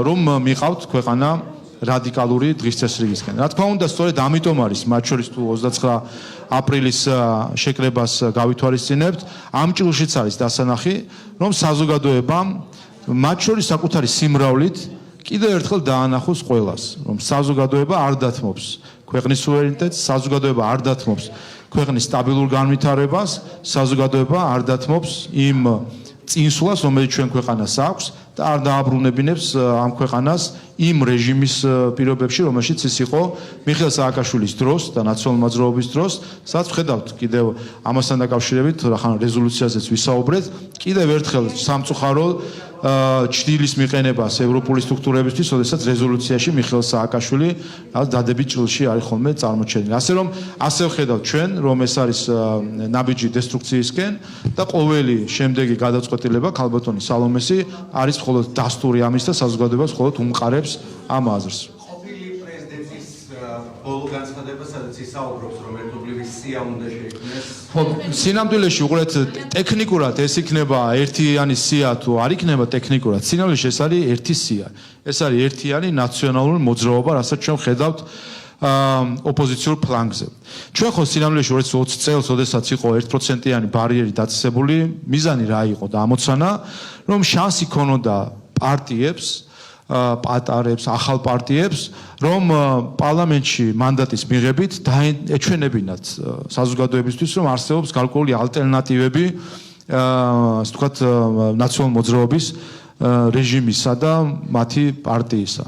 სამწუხაროდ, რაც ჩვენ ვნახეთ ამ 1%-იანი ბარიერის შედეგად, მართალია ამის შედეგად შემოვიდა 14 თუ არ ვცდები საარჩევნო სუბიექტი და 18 პარტია გამოდიოდა თუ არ ვცდები, მაგრამ ეს იყო მხოლოდ არითმეტიკული სიმრავლე პარლამენტში, რაც დღეს გვაქვს, თორე არსობრივად მრავალფეროვნება და პლურალიზმი პარლამენტში ამ ხრივ არ არის. ოპოზიციურ ფლანგზე თავისი არსით და ასე ვთქვათ, რაოდენობით არის ერთი ქოლგა ნაციონალურ მოძრაობისა, რომლის ქვეშაც არიან პატარა დაჯგუფებები. და ეს მუდმივი თვალში ნაცარისყრა, რა საზოგადოებისთვის თვალში ნაცარისყრა უკვე ბევრჯერ ვნახეთ, ხომ? გიორგი ვაშაძე გვახსოვს, როგორ გამოიყო ნაციონალურ მოძრაობას ვითომ, როგორ იყო რადიკალურად განწყობილი თითქოს ნაციონალურ მოძრაობის წინააღმდეგ, სად არის დღეს გიორგი ვაშაძე ნაციონალურ მოძრაობაში? ვნახეთ სხვადასხვა ჯგუფები გამოყოფილი, გირჩი, ელენე ხოშტარი, ასე შემდეგ, გამოყოფილი სად არიან დღეს ისინი? ისევ ნაციონალურ მოძრაობის ნაწილები არიან. ასე რომ ეს ასე რომ ამ ნაცრისყრას აზრი აღარ აქვს. სინამდვილეში ეს სია იქნება ერთიანი სია თუ იქნება ცალკე სია, სინამდვილეში ეს იქნება ერთიანი ნაციონალური მოძრაობის სია და საქართველოს მოსახლეობა სწორედ ეს იქნება არჩევანი. არჩევანი ექნება საქართველოს განვითარების უჭერს ხარს, მშვიდობას უჭერს ხარს და უწევს ეკონომიკურ განვითარებას თითოეული ოჯახისა და შესაბამისად ქართულ ოცნებას, თუ ის უჭერს ხარს გრევას, ტერორს, წამებას და იმ რეჟიმს, რომელიც ნაციონალურ მოძრაობას ჰქონდა შექმნილი და რომლის დაბრუნებისკენაც ისინი ისრაფვიან. მოგესალმებით, პარლამენტი იღებს რეზოლუციას საქართველოსთან დაკავშიროს ომი, ამას შეიძლება გამოიწვიოს ეკონომიკური კოლა. და ამის წინ თქვი მე კიდევაც საით მივდივართ. აიწეროს. ასე რომ მაგრამ ჩვენ გვირჩევდნენ მიხეილ სააკაშვილის ფონა კატეგორიულად მიუღებელია ჩვენთვის, ჩვენ როცა საუბრობთ ისინი გვეუბნები რომ კი გვესმის, ეს არ არის კარგი ხო, როდესაც ევროპარლამენტი იღებს რეზოლუციას საქართველოსთან დაკავშიროს ომი, ამას შეიძლება გამოიწვიოს ეკონომიკური კოლა. და ამის წინ თქვი მე კიდევაც საით მივდივართ. აიწეროს. ასე რომ მაგრამ ჩვენ გვირჩევდნენ მიხეილ სააკაშვილის ფონა კატეგორიულად მიუღებელია ჩვენთვის, ჩვენ როცა საუბრობთ ისინი გვეუბნები რომ კი გვესმის, ეს არ არის კარგი ხო, როდესაც ევროპარლამენტი იღებს რეზოლუციას საქართველოსთან დაკავშიროს ომი, ამას შეიძლება გამოიწვიოს ეკონომიკური კოლა. და ამის წინ თქვი მე კიდევაც საით მივდივართ. აიწეროს. ასე რომ მაგრამ ჩვენ გვირჩევდნენ მიხეილ სააკაშვილის ფონა კატეგორიულად მიუღებელია ჩვენთვის, ჩვენ როცა საუბრობთ ისინი გვეუბნები რომ კი გვესმის, ეს არ არის კარგი ხო, როდესაც ევროპარლამენტი იღებს რეზოლუციას საქართველოსთან დაკავშიროს ომი, ამას შეიძლება გამოიწვიოს ეკონომიკური კოლა. და ამის წინ თქვი მე კიდევაც საით მივდივართ. აიწეროს. ასე რომ მაგრამ ჩვენ გვირჩევდნენ მიხეილ სააკაშვილის ფონა კატეგორიულად მიუღებელია ჩვენთვის, ჩვენ როცა საუბრობთ ისინი გვეუბნები რომ კი გვესმის, ეს არ არის კარგი ხო, როდესაც ევროპარლამენტი იღებს რეზოლუციას საქართველოსთან დაკავშიროს ომი, ამას შეიძლება გამოიწვიოს ეკონომიკური კოლა. და ამის წინ თქვი მე კიდევაც საით მივდივართ. აიწეროს. ასე რომ მაგრამ ჩვენ გვირჩევდნენ მიხეილ სააკაშვილის ის ვინც ცდილობს დაამკვიდროს ეს ეპითეტი, მისი ამოცანა არის აქ იგრძალოთ ფიქრი, აქ იგრძალოთ მსჯელობა, აქ იგრძალოთ დისკუსია, გამსჯელოთ კლიშეებით და ნაცვლად და გაფიქრებინოთ, რომ თქვენთვის ცოდნა კი არ არის სიძლიერე, ამეთ არ ცოდნაში არის სიძლიერე. სინამდვილეში თქვენ როდესაც იმეორებთ ამ ეპითეტებს, სინამდვილეში ამით ამბობთ, რომ თქვენ არ გინდათ დისკუსია, თქვენ გაურბით მსჯელობას და თქვენ გეშინიათ ინფორმაციის და სიმართლის. მოგესალმებით ბატონო შალვა, ეთერ თურაძე, ბათუმელები ნეტგაზეთს წარმოვადგენ. მინდა გითხრათ, რომ ქართული კანონი თქვენს მიერ მომზადებული კანონ პროექტი წავიკითხე 10-ჯერ, 20-ჯერ ალბათ. დედანში წავიკითხე რუსული კანონი თავისი 6 ცვლილებით. დედანში მოვუსმინე გერმანიის კანცლერს და ამას იმიტომ გეუბნებით, რომ იცოდეთ, რომ თქვენი წარმოდგენა რომ ჩვენ აქ არ წაგვიკითხია არაფერი და ზერელეთ ვსაუბრობთ, არ შეესაბამება სიმართლეს.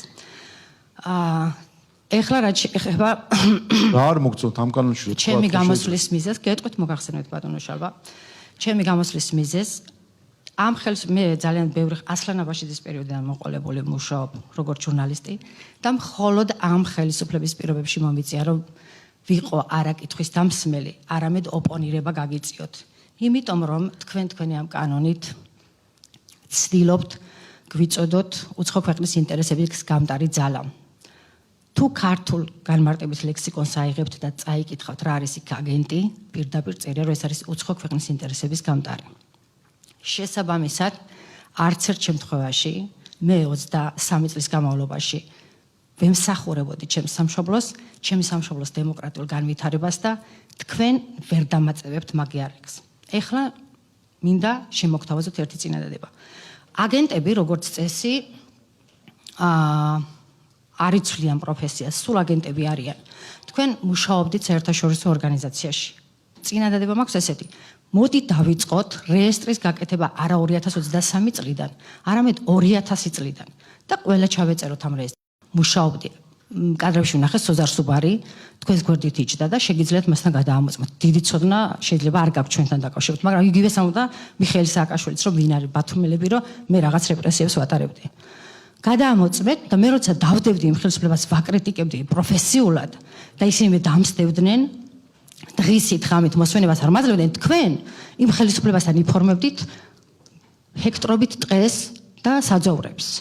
მე მაინტერესებს, ბატონო შალვა, ერთი რომ როცა მუშაობდით საერთაშორისო ორგანიზაციაში, როცა გასცემდით გრანტებს აქაურ NGO-ებზე, აიძულებდით თუ არა მათ, ითხოვდით თუ არა მათგან რომ ემუშავათ მათ უცხო ქვეყნის ინტერესებისთვის, თქვენ გაიძულებდნენ თუ არა რომ ემუშავათ უცხო ქვეყნის ინტერესებისთვის, იღებდით თუ არა შავფურს და მეორე, როცა ნაციონალური მოძრაობა არავის არ ახარებდა თქვენივე სიტყვებით და ეხლა მას ეძახით, რას ეძახით ისა ომის პარტიას, ხო? თქვენ როგორ გაიფორმეთ ამხელა ქონება, მილიონებად ღირებული ქონება, ტყეზე, 10 ჰექტარ ტყეზე არის ლაპარაკი. ჩვენ ტექნიკური შეცდომა დაუშვით. ჩვენ ვართ მედია, რომელმაც ვაღიარეთ ეს ტექნიკური შეცდომა და თქვენ ეს გამოიყენეთ არაკეთილ სინდისიერად და იძახეთ, რომ აი ზუსტად ამიტომ არის საჭირო გამჭვირვალობის შესახებ კანონიო. არა ბატონო შალვა, ჩვენ საერთაშორისო აღიარებული სტანდარტებით მუშაობთ, ტექნიკური შეცდომა დაუშვით, მაგრამ თქვენ კანონი დაარღვიეთ, საგადასახადო კოდექსი დაარღვიეთ, ერთლარად შეიძინეთ 20 ჰექტარი ტყე და სახნავ-სათესი კახეთში, ალაზნის პირზე ერთლარად. რატომ არ გააფორმეთ ბატონო შალვა ჩუქება და რატომ არ გადაიხადეთ შესაბამისი გადასახადები? რატომ შეიძინეთ ერთლარად? ეს კრიმინალია ბატონო შალვა რა ჩაიდინეთ. თქვენ ხო ლაპარაკობთ ადეიშვილი კრიმინალიო. შეიძლება მეც იგივე აზრზე ვიყო, იცი? არით ეხა ნუ ერთი წამი. ეხა არ შემოწმეთ ბატონო შალვა, ყველას ხო უსმენ მე. ხმა არ გამიღია, მიპასუხებთ მე. მე თქვენთან კითხვით დასასმელად არ მოვედი. არც იმის ესა მაქვს წარმოდგენა მაქვს, რომ თქვენ ეხლა დაგარცხვენთ. მაგრამ მე ჩემი გამოხატვის თავისუფლებით ვისარგებლებ. შეიძლება ადეიშვილი კრიმინალია, შეიძლება ადეიშვილმა შექმნა სისტემა, მე ვიყავი ადამიანი, რომელიც სასჯელახსრობის დაწესებულებაში დადიოდა პატიმრებთან ბატონო შალვა და აშუქებდა მათ მდგომარეობას. თქვენ მაშინ არსად არ იყავით. მე ვიყავი ადამიანი, რომელსაც კუდის სპეცსამსახურები დაყბებოდნენ და არაძლებდნენ თავისუფლად ცხოვრების საშუალებას. თქვენ მაშინ ძალიან კარგად ცხოვრობდით, არსად არ იყავით. ეხლა მე ვარ ნაციონალური მოძრაობის, რა ქვია მაგას რაღაცა რუსული ინტერესების გამტარი, ამას ხო ლაპარაკობთ. ხო, არ დამემთავრებია ბოდიშკი ხდით. დავამთავრებ და წავალ, კითხვა არ მაქვს. კითხვა არ მაქვს მართლა. იმას შეგიძლიათ უპასუხოთ, შავფურს იღებდით თუ არა, მე კითხვა არ მაქვს. მე კითხვა არ მაქვს. შესაბამისად, მაინტერესებს შეძლებთ თუ ვერა აგენტების სიის, უცხო ქვეყნის ინტერესების სიის რეგისტრაციას დაიწყებთ თუ არა 2000 წლიდან, მოხვდებით მაგ თქვენ ბიძინა ივაშინიშვილი და ასე შემდეგ სუზარ სუბარით მათ შორის, რომელსაც ერთ დროს ძალიან დიდ პატივს ვცემდი, რომელიც ჩვენს გვერდით იყო მუდმივად, მაშინ როცა გვავიწროებდნენ და ეს არის ღალატი. ეს ქვეყანა თქვენ მიყავთ რუსეთისკენ ამ კანონით. ეს არის ღარატი, თქვენ პირადად ამ დოკუმენტით ჩადენილი გაქვთ სისხლის სამართლის დანაშაული და დადგება დრო აუცილებლად და თქვენ საქმეს გამოიძევს პროკურატურა, იმიტომ რომ თქვენ დამალეთ გადასახადები. ჩემი გათვლებით დაახლოებით 200,000 ლარი მაინც. ოღონდ ეს თეორია, იმიტომ რომ თქვენ რამდენიმე მილიონის ღირებულების ქონება გაიფორმეთ ერთლარად კანონის გვერდისავით. ტყუილია ხა ნუ კარგით რომ რამდენი გაცალოთ ხა. გაჩალოთ, გაჩვენოთ დოკუმენტი. მაგაზე, უყურეთ ამაზე ბოდიში ხო მოიხადეთ, არა? ხო და ეხლა როგორ შეიძლება კიდევ არა, ნახეთ ჩვენ რა გავაკეთეთ. ჩვენ ტექნიკურად დავაზუსტეთ, რა შეცდომაც დაუშვით. თქვენ ნაციონალური მოძრაობის დროს კი არ მიიღეთ ეს ქონება, მიიღეთ. ნაციონალური მოძრაობის დროს შემდეგ თქვენ არ შეიძლება, ტყუილია ეხლა, ნუ არ შეიძლება. ერთხელ ბოდიში მოიხადეთ, მე მეორეჯერ ბოდიში ვიც ხალბატონო. აგერ არის დოკუმენტი. ხო და აგერ არის დოკუმენტი. თქვენ ეს ბოდიში ინტერპრეტაცია როგორც გწვევთ, ისე გამოიყენეთ. და იმიტომ მოვედი მე, თქვენ რო წესი. ხა თუ გინდათ რომ მაგ ბოდიშის გამო თუ ხარ და უარეს აკეთებთ ხა, არ ვიცი მე, კიდე ბოდიში. უარეს ვაკეთებ კი ბატონო, თქვენ რო ამას იყენებთ ჟურნალისტური სტანდარტიდან თქვენმა ხელისუფლებამ მოახერხა ეს ასლანაბაში მეძებაც კი ვერ შეძლო. მე კითხვების დასმისკეთ არასოდეს არ წავსულ ვარ. თქვენ გინდათ რომ მე გავხდე აგენტი, თქვენ ამას ვერ აღირსებთ. გასაგებია, ქალბატონო, გიპასუხებთ ამ საკითხთან დაკავშირებით. უპირველეს ყოვლისა, ქალბატონო, აი ეს არის პრობლემა. როდესაც ნაცვლად ჟურნალისტიკისა გვაქვს პოლიტიკური პოზიციები, რაც საბოლოო არასოდეს არ მქონია პოლიტიკური პოზიცია. შეგიძლიათ სოზარ სუბართან მოიკითხოთ. კარგით. უყურეთ, უპირველეს ყოვლისა, გავიგე ქალბატონო, გასაგები. ეს არის პრობლემა, ოღონდ ეს არის სხვა განზომილების პრობლემა, როდესაც ჟურნალისტიკა იქცა პოლიტიკად. რაც უპირველეს ყოვლისა არის საკუთარი პროფესიის უპატივცემლობა ჩემი აზრით. ეხლა ქალბატონი გამოვიდა ამის წინ ერთი ტყუილი გაავრცელა ამ მედია საშუალება, მოუწია ბოდიშის მოხდა და ალბათ ამის გამო არის, რა ვიცი, ნაწყენი და კვლავ იგივე ტყუილს იმეორებს. ხა ამაზე რაღა უნდა ვთქვა. თვითონვე აღიარეს რომ იყო ტყუილი. ამიტომ ამ ხო ტექნიკური ტყუილი კი ბატონო, ტექნიკური ტყუილი რაც კიდათ ის დაარქვით, მაგრამ ნუ ტყუილი იყო. ტყუილი იყო. უყურეთ, ტყუილი. მოგლეთ, ამიტომ ამ საკითხს აღარ შევეხები, მათ დაუშვეს შეცდომა, აღიარეს შეცდომა, იყო ტყუილი, ამით დავასრულე. kolegებს აქ ესე ვერ გავანწყავთ, იმიტომ რომ მე გურიანიუში მუშაობდი მაგპერეთ და რეგიონალური მედია იყო ის მედია. რაღაც სტილს უნდა მივყვეთ, ხო არ შეიძლება ესე, ხო? გავიგეთ ხალხო. ეხლა მე უპასუხებ ასევე იმ ლაიტმოტივს, რომელიც საკუთარ ხარს ყოველთვის ჩვენს kolegებს, რომლებიც მართლები არიან და რომლების მუშაობის დროსაც თქვენ და თქვენი kolegები გავიგეთ ხალბატონო. ზოგი გერმანიაში გასაგებია. მოპასუხებ ლაიტმოტივს. კიდე ერთხელ, რაც შეეხება თავად საკითხს. რაც შეეხება თავად საკითხს და კიდე ერთხელ ტერმინოლოგიას, როგორც ჩანს ტერმინოლოგიას გაუსვა ხაზი. და თითქოს ეს არის რაიმე სტიგმატიზების ტერმინოლოგია. კიდე ერთხელ ეს ტერმინოლოგია ევროკავშირის დირექტივის პროექტში არის მოცემული. იქიდან არის გადმოტანილი. ასე რომ ამაზე საუბარი არის აბსოლუტურად აბსურდი, თითქოს რაღაც ტერმინოლოგია. რაც შეეხება კარგით ახლა მოდით რაღაც ჟურნალისტური ეთიკის რაღაც ფარგლებში ჩავეცვი. აი მოგისმენთ კითხვას მაშინ. მე რაბძოლუგიძე საზოგადოებრივი მაუწყებლის პირველი არხი. მე მინდა კითხოთ პრემიერ-მინისტრის ვიზიტზე უნგრეთში, სადაც ის მონაწილეობს კონსერვატიულ კონფერენციაზე. აქ მან განაცხადა, რომ საქართველოს მთავარი პრიორიტეტი და ქართული ხალხის მისწრაფება არის ევროკავშირი და ევროსტრუქტურები. როგორ შეაფასებდით ამ გამოსვლას და ზოგადად რამდენად უპრიანია დღეს ამ კონსერვატიული ფონის გამოყენება ამის სათქმელად თქვენი შეფასებით, მაშინ როცა როგაიმეოროთ თავიდან თქვით. როგორ შეაფასებდით ზოგადად ამ ვიზიტს, პრემიერის გამოსვლას და ასევე რამდენად უპრიანია ამ პლატფორმის გამოყენება, მაშინ როცა იგივე ყველა მიცით რომ ორბანის მიმართ არსებობს ძალიან ბევრი შეკითხვა. რა თქმა უნდა, მნიშვნელოვანი პლატფორმა არის, იმიტომ რომ ჩვენ როცა ვსაუბრობთ, მათ შორის კონსტიტუციური ცვლილების ფარგლებში, რომელიც ფარგლებშიც ვიმყოფებით ბათუმში და მიდის საყოველთაო სახალხო განხილვა, ჩვენ ვსაუბრობთ ღირებულებებზე, რომელზეც ჩვენი საზოგადოება დგას.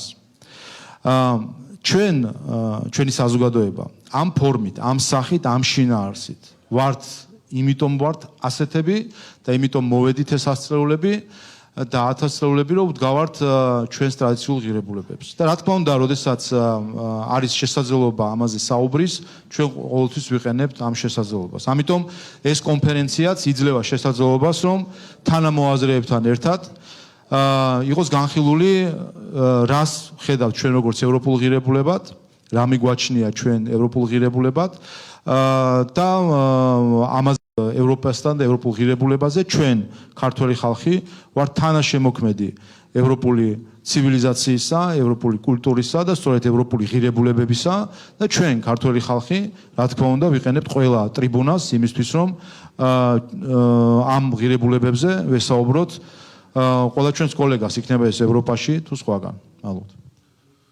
გამარჯობათ. კოკა ხუბუტია, ტელეკომპანია პოსტივი. ბოდიში. ბოლო პერიოდში გამწვავდა საზოგადოებაში პოლარიზაცია. მიმდინარეობს ბულინგი სხვადასხვა კონკრეტული ჯგუფებიდან, სხვადასხვა საზოგადოების მიმართ, სპორტსმენები, ხელოვნები და ასე შემდეგ. იმ ადამიანების მიმართაც, ვისაც პოლიტიკასთან საერთოდ შეხებაც კი არ აქვთ. ჟურნალისტებზე და სხვადასხვა მედია საშუალებებზე, მათ ოჯახებზე. რას ფიქრობთ ამაზე? არის რადიკალური ჯგუფებიდან ხდება ეს ბულინგები და რო გითხრათ თქვენი მოსაზრება? ხო, ეს არის შედეგი საბოლოო ჯამში იმ ბოღმის და ღვარძლის სტრატეგიისა, რომელიც ნაცნობ მოძრაობას ჰქონდა ყოველთვის. ხელისუფლებაში ყოფნისას, სწორედ მათ დაიწყეს საზოგადოების დაყოფა, ჩარეცხვა ჯგუფების გამოყოფა და მათი იზოლირება, ასე ვთქვათ, და გარიყვა და ეს გარიყვის პოლიტიკა მათ გააგრძელეს ოპოზიციაში ყოფნის დროსაც. და ამის გამოვლინებებს ხედავთ ჩვენ. მათ შორის ეს ბოლო პერიოდი სწორედ ეს არის კლიშირება, სახელების დარქმევა ამა თუ იმ იდეისთვის და პროექტისთვის. ეს არის ნაწილი გარიყვის სტრატეგიისა და ასე ვთქვათ, გარკვეული სიძულვილის მიდგომისა, რომელიც აქვს ამ პოლიტიკურ იდეოლოგიას, რომელიც უკვე არა იმდენად პარტიულია, არამედ ეს არის გარკვეული იდეოლოგია და სწორედ იდეოლოგია რო არის, ამიტომაც არის, რომ მიუხედავად იმისა, როგორი აქვს მათი სტრუქტურა, რამდენად ერთი პარტიის ქვეშ არიან თუ გაყოფილი არიან ხოლმე, ყოველთვის ერთი და იგივე, იმიტომ ეს არის პოლიტიკური იდეოლოგია სიძულვილისა, რომელსაც ისინი ამატებდნენ ასევე სახელმწიფო ძალაუფლების ბერკეტებს, რომელიც მათ ჰქონდათ ხელისუფლებაში ყოფნის დროს, ძალადობის გამოსაყენებლად, ხოლო ოპოზიციიდან სიტყვით და ღვარძლით ცდილობენ იგივე პოლიტიკის გატარებას. და ამიტომაც მე ამას წინ თქვი კიდევაც, რომ ამ პოლიტიკურმა ჯგუფმა 1 გრამი ძალაუფლებაც რომ დაიბრუნოს, ზუსტად იგივე რეპრესიული მანქანების ამუშავებას დაიწყებს, როგორც მათ ჰქონდათ. ჩამოხვედით, ოღონდ მართლა უნდა კითხო და სრულიად გულწრფელად, რაც მე ჩემმა ოჯახმა, ჩემი კოლეგების, ქართული ოცნების მართლა ტროლბოტების მხრიდან გადაიტანა ბოლო 2 წლის განმავლობაში. ამაზე რას მეტყვით? დავაცადოთ. მიკროფონის გარეშე დისკუსიის ნაწილი არ არის საჭირო. მიკროფონი არის, შეგიძლიათ კითხვა დასვათ. ბატონო, მაშინ არ წახვიდეთ და შავი ფულით თქვით რამდენი აიღეთ, ისე არ წახვიდეთ. გამარჯობა, სულხან მეცეძე, აჭარა თაიმსიდან. ბატონო შალვა, მე თქვენთან კითხვა არა მაქვს. ჩემი და საზოგადოების დიდი ნაწილის პოზიცია და სათქმელი არის სწორედ ეს, რაც ბანერზე მაქვს დატანილი. მე არ დაგიტოვებთ სივრცეს იმისა, რომ დეზინფორმაცია გაავრცელოთ ჩემს ხარჯზე. ამიტომ არა მაქვს კითხვა. მინიმუმ უხერხულია, როცა საჯარო დაწესებულებების საჯარო ინფორმაციას არ გასცემენ, ვისაუბროთ ზღვის გამჭვირვალობაზე. მადლობა. ანუ რა არ მოგწოთ ამ კანონში ვერ ამბობთ, გასაგებია თქვენი პოზიცია. კიდევ ერთხელ მინდა ხაზი გაუსვა ერთ რამეს, რომ ფაქტობრივად თქვენ უარს ამბობთ პროფესიას. იმიტომ რომ როდესაც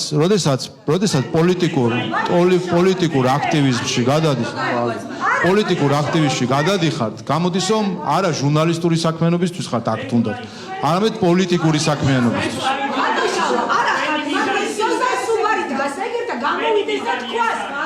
არის გისმენთ შეიძლება. კომფორტულად და მაგას ვერ გვეთყვით ბატონო შალვა. თქვენი მიზანი ეს არის, რომ ანუ ხوار შეიძლება თქვენი მოგეთ კიდევ ერთხელ თქვენ ხომ როგორც ჟურნალისტებს ხوار შეიძლება თქვენი მიზანი იყოს აქციის ჩატარება. თქვენი პროფესია მდგომარეობს ჟურნალისტურ საქმიანობაში. მოგესალმებით, ინტერპრეს ნიუსი მარიკო კეკელიძე. ბატონო შალვა, დიდი ვნებათაღელვა მოხდა ქართული ოცნების თავმჯდომარის ირაკლი ღარიბაშვილის განცხადებას რამდენიმე დღის წინ. მე ციტატას წავიკითხავ. დღეს არ ვართ მზად გავხდეთ ევროკავშირის წევრი ქვეყანა. არ არის კონსენსუსი ამაზე და რომ სტატუსის მიღება ესაა პიკი, მაქსიმუმი, რასაც ქვეყანა მიაღწია.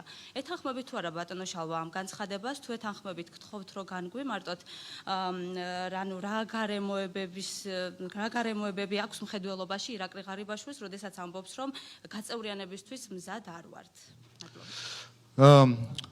ორი ფაქტორი. პირველი, რაც შეეხება მოცემულობას, რა თქმა უნდა, ჩვენ რომ მზად ვიყოთ გაწევრიანებისთვის, ჩვენ ვიქნებოდით წევრები, ხომ? ეს ახლა ისედაც ჭეშმარიტება არის. რაც შეეხება ევროკავშირში გაწევრიანებას, როგორც პროცესს, უნდა შევხედოთ, რაზე გვაქვს საუბარი. სინამდვილეში თუ კი მაგალითად არ მივაქცევთ ყურადღებას ერთ-ორ ყვილალა თემას, რომელიც ამ პროცესში არის და შევხედავთ რა არის დიდი საკითხები, რომელზეც ქვეყანა მუშაობს. სინამდვილეში საქართველოს დღეს ისე ახლო არის ევროკავშირთან, როგორც არასდროს. სინამდვილეში ჩვენ ბოლო 10 წლის განმავლობაში ამ ხელისუფლების პირობებში შევძელით იმხელა ნახტომის გაკეთება ევროპასთან ინტეგრაციის, რომელიც არ ყოფილა არც ერთი ხელისუფლების დროს, არც ერთ მომენტში. ჩვენს პირობებში იქნა ასოცირების შეთანხმება ხელმოწერილი და არა მხოლოდ ხელმოწერილი, არამედ ამ ასოცირების შეთანხმების ნახევარი უკვე შესრულებულია. და რას ნიშნავს ახლა ეს საერთო ჯამში და რაც საერთო ჯამში მნიშვნელოვანია საზოგადოებისთვის. კიდევ ერთხელ, 1-2 მყირალა თემა რომ დავივიწყოთ და დროებით გვერდზე გადავდოთ, რაც წარმოსახულია თითქოს მთავარი საკითხი ევროპასთან ინტეგრაციის, სინამდვილეში ისა ჩვენ მოსახლეობას აინტერესებს ევროპული ცხოვრებისა, რაც გულისხმობს სტანდარტებს, მომხმარებელთა უფლებების, გარემოს დაცვის, ეკონომიკის, სოფლის მეურნეობის და ამ სფეროებში და ზოგადად ისაც ადამიანის ცხოვრებას ეხება, აქ ჩვენ ვართ ისე ახლოს ევროპასთან, როგორც არასდროს. ასოცირების შეთანხმებაში, შეთანხმება მოიცავს ევროკავშირის სამართლის 70%-ს. ამის ნახევარი ჩვენ უკვე ინტეგრირებული გვაქვს ჩვენს კანონმდებლობაში. რაც ნიშნავს, რომ დღეს საქართველოს მოსახლეობა ცხოვრობს კანონმდებლობით, რომელშიც ევროკავშირის კანონმდებლობის თითქმის ნახევარი უკვე არის ინტეგრირებული. ამ სტანდარტის არის ყველა მიმართულების ეკონომიკა იქნება ეს თუ სოფლის მეურნეობა თუ მომხმარებელთა უფლებები თუ სამეწარმეო მიმართულებები. აი ეს არის სინამდვილეში ჩვენი ნახტომი. ვიზა ლიბერალიზაცია, ეს არის ჩვენი ნახტომი. თავისუფალი ვაჭრობის შეთანხმება, ეს არის ჩვენი ნახტომი. და იმაზე, რაზეც მიდის ყოველდღიური მუშაობა და სხვათა შორის ევროპასთან, ევროკავშირთან, როდესაც ჩვენ გვაქვს სექტორული, ასე ვთქვათ, შეხვედრები და მსჯელობები, ამ მხრივ დაახლოებას რაც შეეხება, საქართველოს წინ არის დღესაც, რო ჩახედოთ, უსწრებთ უკრაინასაც, უსწრებთ მოლდოვასაც, უსწრებთ ბოსნია-ჰერცეგოვინასაც, რომელთანაც როგორც იცით, მოლაპარაკებების გახსნის გადაწყვეტილება მიღებული იყო. ისევე როგორც უსწრებდით სამივე ქვეყანას, მაშინ როდესაც ჩვენ არ ქონდა კანდიდატის სტატუსი, მათ კი ქონდათ კანდიდატის სტატუსი. ამიტომ საქართველოს დღეს უფრო ახლოს არის ევროკავშირთან, ვიდრე უკრაინა, ვიდრე მოლდოვა, ვიდრე ბოსნია-ჰერცეგოვინა.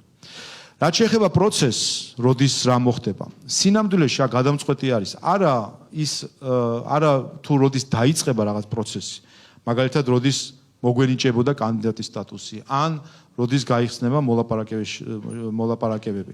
არამედ სინამდვილეში გადამწყვეტი არის, როდის დასრულდება პროცესი და მე თქვენ მოგიყვანთ მაგალითს ახლო წარსულიდან. ევროკავშირმა საქართველოსთან მოლაპარაკებები ასოცირების შეთანხმებაზე დაიწყო 3 წლით უფრო გვიან, ვიდრე მაგალითად უკრაინასთან ან მოლდოვასთან.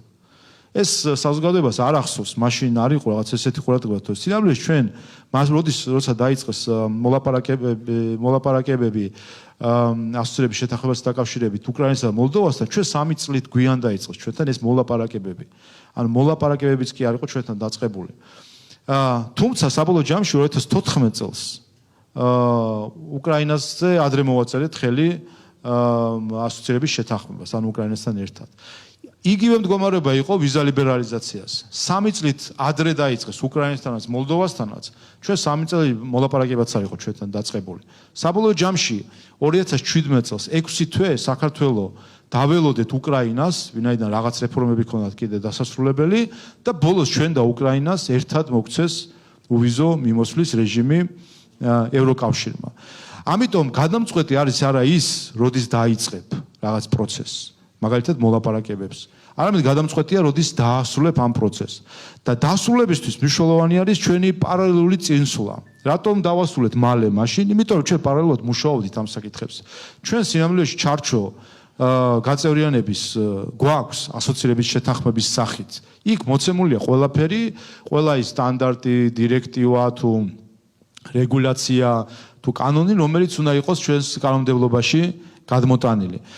და ჩვენ ამაზე პარალელურად მუშაობთ და ჩვენ წინ ვართ ვიდრე უკრაინა, ჩვენ წინ ვართ ვიდრე მოლდოვა, ჩვენ წინ ვართ ვიდრე ბოსნია-ჰერცეგოვინა. ამიტომ შეიძლება მათთან უფრო ადრე დაიწყონ მოლაპარაკება, სხვათა შორის ცნობისთვის დღემდე არ დაწყებულა მოლაპარაკება უკრაინასთან და მოლდოვასთან, არც ბოსნია-ჰერცეგოვინასთან, მიუხედავად იმისა, რომ გადაწყვეტილება არსებობს მხოლოდ ამასთან დაკავშირებით, რომ დაიწყებენ. ამიტომ მნიშვნელოვანი ის კი არ არის მოლაპარაკებები დაიწყება პირობითად 2024-ში თუ 25-ში. მნიშვნელოვანი არის, როდის დამთავრდება ეს მოლაპარაკებები გაწევრიანებისთვის და ამისთვის არის მნიშვნელოვანი სწორედ მუშაობა იმ საკითხებზე, რომელზეც სამწუხაროდ ოპოზიცია არ მუშაობს პარლამენტში.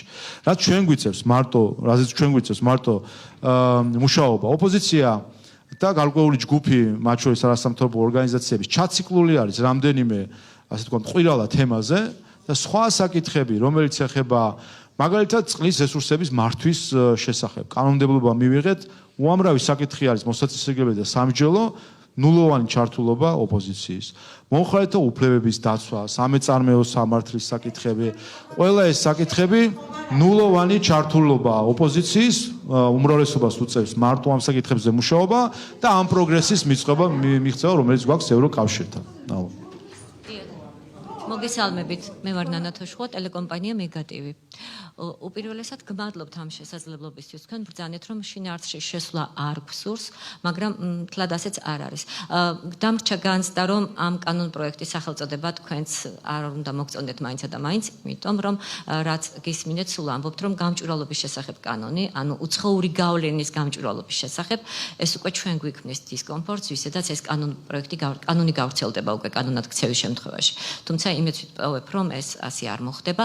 ანუ რატომ ჯერ ერთი მე ვერ ხვდები მედია ორგანიზაციები რატო უნდა იყოს ამ კანონ პროექტის სამიზნე. მაშინ როცა მაუწყებლობის შესახებ კანონი გვავალდებულებს ამ გამჭვირვალობას და კომუნიკაციების ეროვნულ კომისიაში ყოველთვიურად შესაბამისი დეკლარაციები, რომელიც საჯაროვდება თქვენ ბრძანეთ, რომ საგადასახადო სისტემა არის ამ შემთხვევაში ჩაკეტილი და ეს ინფორმაციები არის კონფიდენციალური, მაგრამ კომუნიკაციების ეროვნულ კომისიაში ჩვენს მიერ მიწოდებული ინფორმაცია არის აბსოლუტურად საჯარო. ეს რაც შეეხება მედია ორგანიზაციების გამჭვირვალობას. თავად ის, რომ ჩვენი ინტერესი არის საზოგადოების ინტერესი უპირველეს ყოვლისა და მათ შორის არასამთავრობო სექტორის მუშაობის ინტერესიც, ეს იმას ნიშნავს, რომ ის კანონები, რომელიც არ იქნება ჩვენზე მორგებული და ჩვენთვის სასარგებლო, შესაბამისად ვერ იქნება საზოგადოებისთვის სასარგებლო. ანუ თქვენ ბრძანეთ, რომ რამდენიმე ორგანიზაცია მოიტანეთ მაგალითად და გამონაკლისიც ვერ გახდება განზოგადების ესე მასშტაბური განზოგადების შესაძლებლობა. კი ბატონო, გეთანხმებით, რომ არსებობს დედუქციური და ინდუქციური მიდგომები საკითხისადმი, მაგრამ ეს იმას არ ნიშნავს, რომ თუ კი რაღაც ანუ კანონ პროექტი, რომელიც რისკებს შეიცავს და ეს რისკები არის ძალიან სერიოზული. თქვენ ახსენეთ გამჭვირვალობა, ის რომ სახელმწიფო საჯარო მოხელეები ყოველწლიურად წარადგენენ დეკლარაციებს თავისი შემოსავლების და ქონების შესახებ, ხას უსვამ ყოველწლიურად წარადგენენ განსახილველ კანონ პროექტში, რომლის კანონად ქცევასაც თქვენ გეგმავთ, ორჯერ შეუძლიათ შეამოწმონ ნებისმიერი ორგანიზაციის მუშაობა ყოველ 6 თვეში ერთხელ, ну არა უმეტეს 6 თვისა გასაგებია, მაგრამ თქვენ მოგეხსენებათ ეს რაოდენ დიდ სურთულეს წარმოადგენს ამ ორგანიზაციებისათვის. ეს ორგანიზაციები, რომლებიც ანუ არსებობის ზღვარზე არიან, მათი შემოსავლები არის მინიმალური და მოდი აქვე ვთქვათ, საჯარო მოხელი როცა არ ვერ შეავსებს ჯეროვნად დეკლარაციას, რა ხდება მის მიმართ, როგორია საჯარიმო სანქციები, განსხვავებით ამ კანონ პროექტში წარმოდგენილი საჯარო სანქციებისა. მინდა გითხრათ, რომ ზოგიერთ არასამთავრობო ორგანიზაციას რეგიონებში და ზოგიერთ სხვა მედია ორგანიზაციასაც მათ შორის წლიური ბრუნა შეიძლება არ ქონდეს 25000 ლარი და მათი დაჯარიმება წელიწადში ორჯერ 25000 ლარით ხომ წარმოგიდგენია რას გამოიწვევს. ანუ ეს რისკები არის იმდენად მაღალი და ჩვენ წუხილებს იწვევს. მე მინდა რომ თქვენ მეტად გულისყურით მოექცეთ ამას. გარდა იმისა, რომ ამ კანონმა გამოიწვია ეს პოლარიზაცია და კიდევ უფრო მეტი რისკები დაგვანახა ჩვენ ადამიანებს, რომლებსაც გვინდა ერთობა. ჩვენ გვინდა ამ ქვეყანაში თანაცხოვრება, უცხო ძალის ინტერესების გამტარის კი იარლიყის გარეშე. ძალიან ცუდია, როცა მთელი ცხოვრება გაგიტარებია იმისთვის, რომ შენი ქვეყნის, შენი ხალხის ინტერესებისათვის გებრძოლა და ერთ დღეს აღმოჩნდები, რომ შენ ხარ უცხოური ძალის ინტერესის გამტარი. კი, მე წელს ნამდვილად ვიქნები უცხოური ძალის ინტერესის გამტარი. იმიტომ რომ უკაცრავად ჩვენ გვაქვს საგრანტო პროექტი, რომელიც ადგილობრივი თემის საჭიროებებზეა მორგებული და გათვლილი. იმ რეგიონში, სადაც მე ვმუშაობ, იმერეთში, იმდენი პროექტი განხორციელდა, მათ შორის ინფრასტრუქტურული პროექტები და კიდე სხვა მრავალი, რომელიც არასამთავრობო სექტორის და მედია ორგანიზაციების მიერ განხორციელდა და სწორედ საზოგადოების ინტერესებზე იყო მორგებული. რთულია, რომ ეს ადამიანები აღმოჩნდნენ უცხოური ძალის ინტერესის გამტარი. ალბათ მიმიხვდით, ამ კანონ პროექტში მე ვერ დავინახე დამცავი მექანიზმი, მე ვერ დავინახე ზღვარი, რომელიც გამიჯნავს იმ ქმედებას ან შესაძლებლობას, როცა უცხოური ძალის ინტერესი, თუ კი ჩვენს მეგობარ სახელმწიფოებს ასე დავარქმევთ და ჩვენი ინტერესები თანხვედრაში არიან და ჩვენ ერთ საქმეს ვაკეთებთ, თუნდაც დემოკრატიის განვითარებას ან ქვეყნის მდგრად განვითარებას, რაც გვინდა ის დავარქვათ. ყოველ შემთხვევისათვის მე ვგრძნობ, რომ ეს კანონ პროექტი შეიცავს ამ რისკებს და მე მინდა რომ თქვენ ისე დაინახოთ ეს, როგორც ამას ჩვენ ვხედავთ. მადლობა.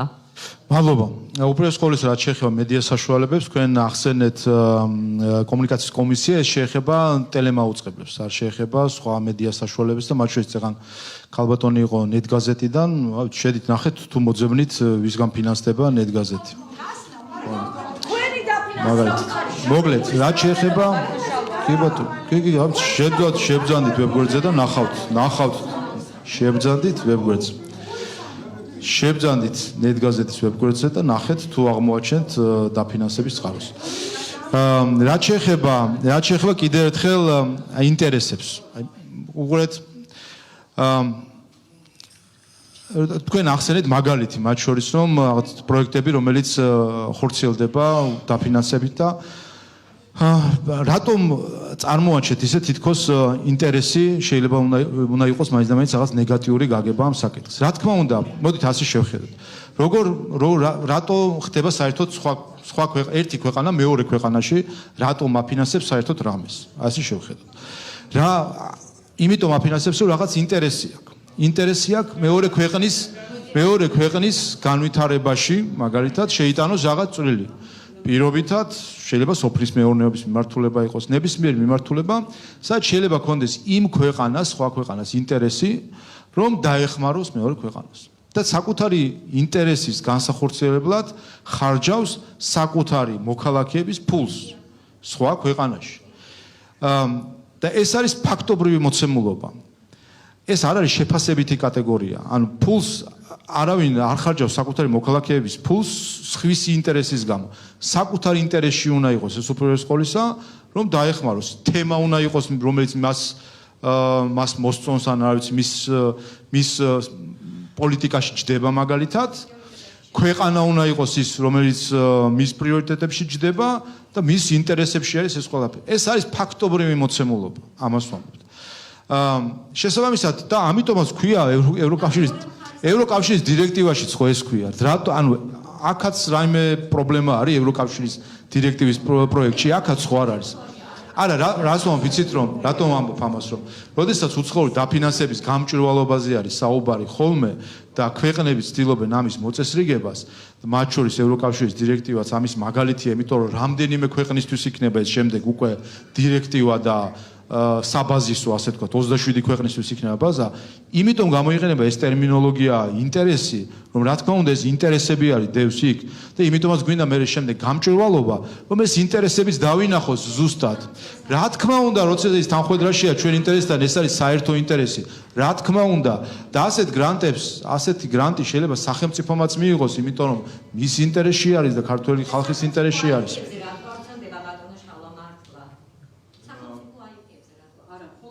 ეს ცელდება არაკომერციულ პირებზე და ცელდება ვინც არის ფორმულები.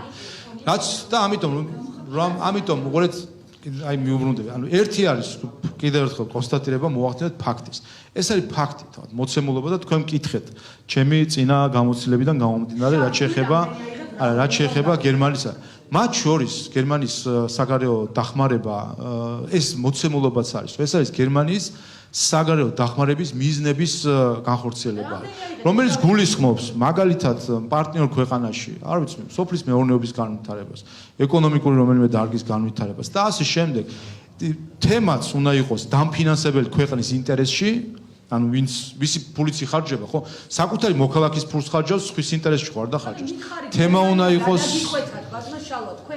აი ქალბატონი არსებობს და ამიტომ ეს არის მხოლოდ ფაქტის კონსტატაცია. მე გუშინაც მქონდა ამ საკითხზე კომენტარი, რომ რატომ ხდება დანახვა თითქოს მაინც და მაინც ამაში უნდა იყოს რაღაცა ნეგატიური და რაღაცა უნდა იყოს ამაში მასტიგმატიზირებელი. როცა არაფერი არ არის. არანაირი აგენტი აქ არაფერს შუაში არ დაწერილი.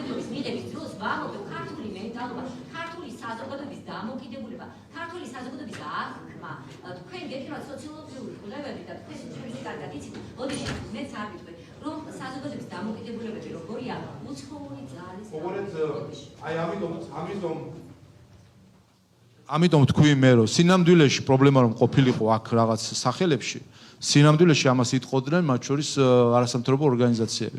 ეს კომიტეტში განხილვის დროსაც ძალიან კარგად გამოჩნდა რომ პრობლემა ამაში არა სინამდვილეში. პრობლემა არის გამჭვირვალობაში.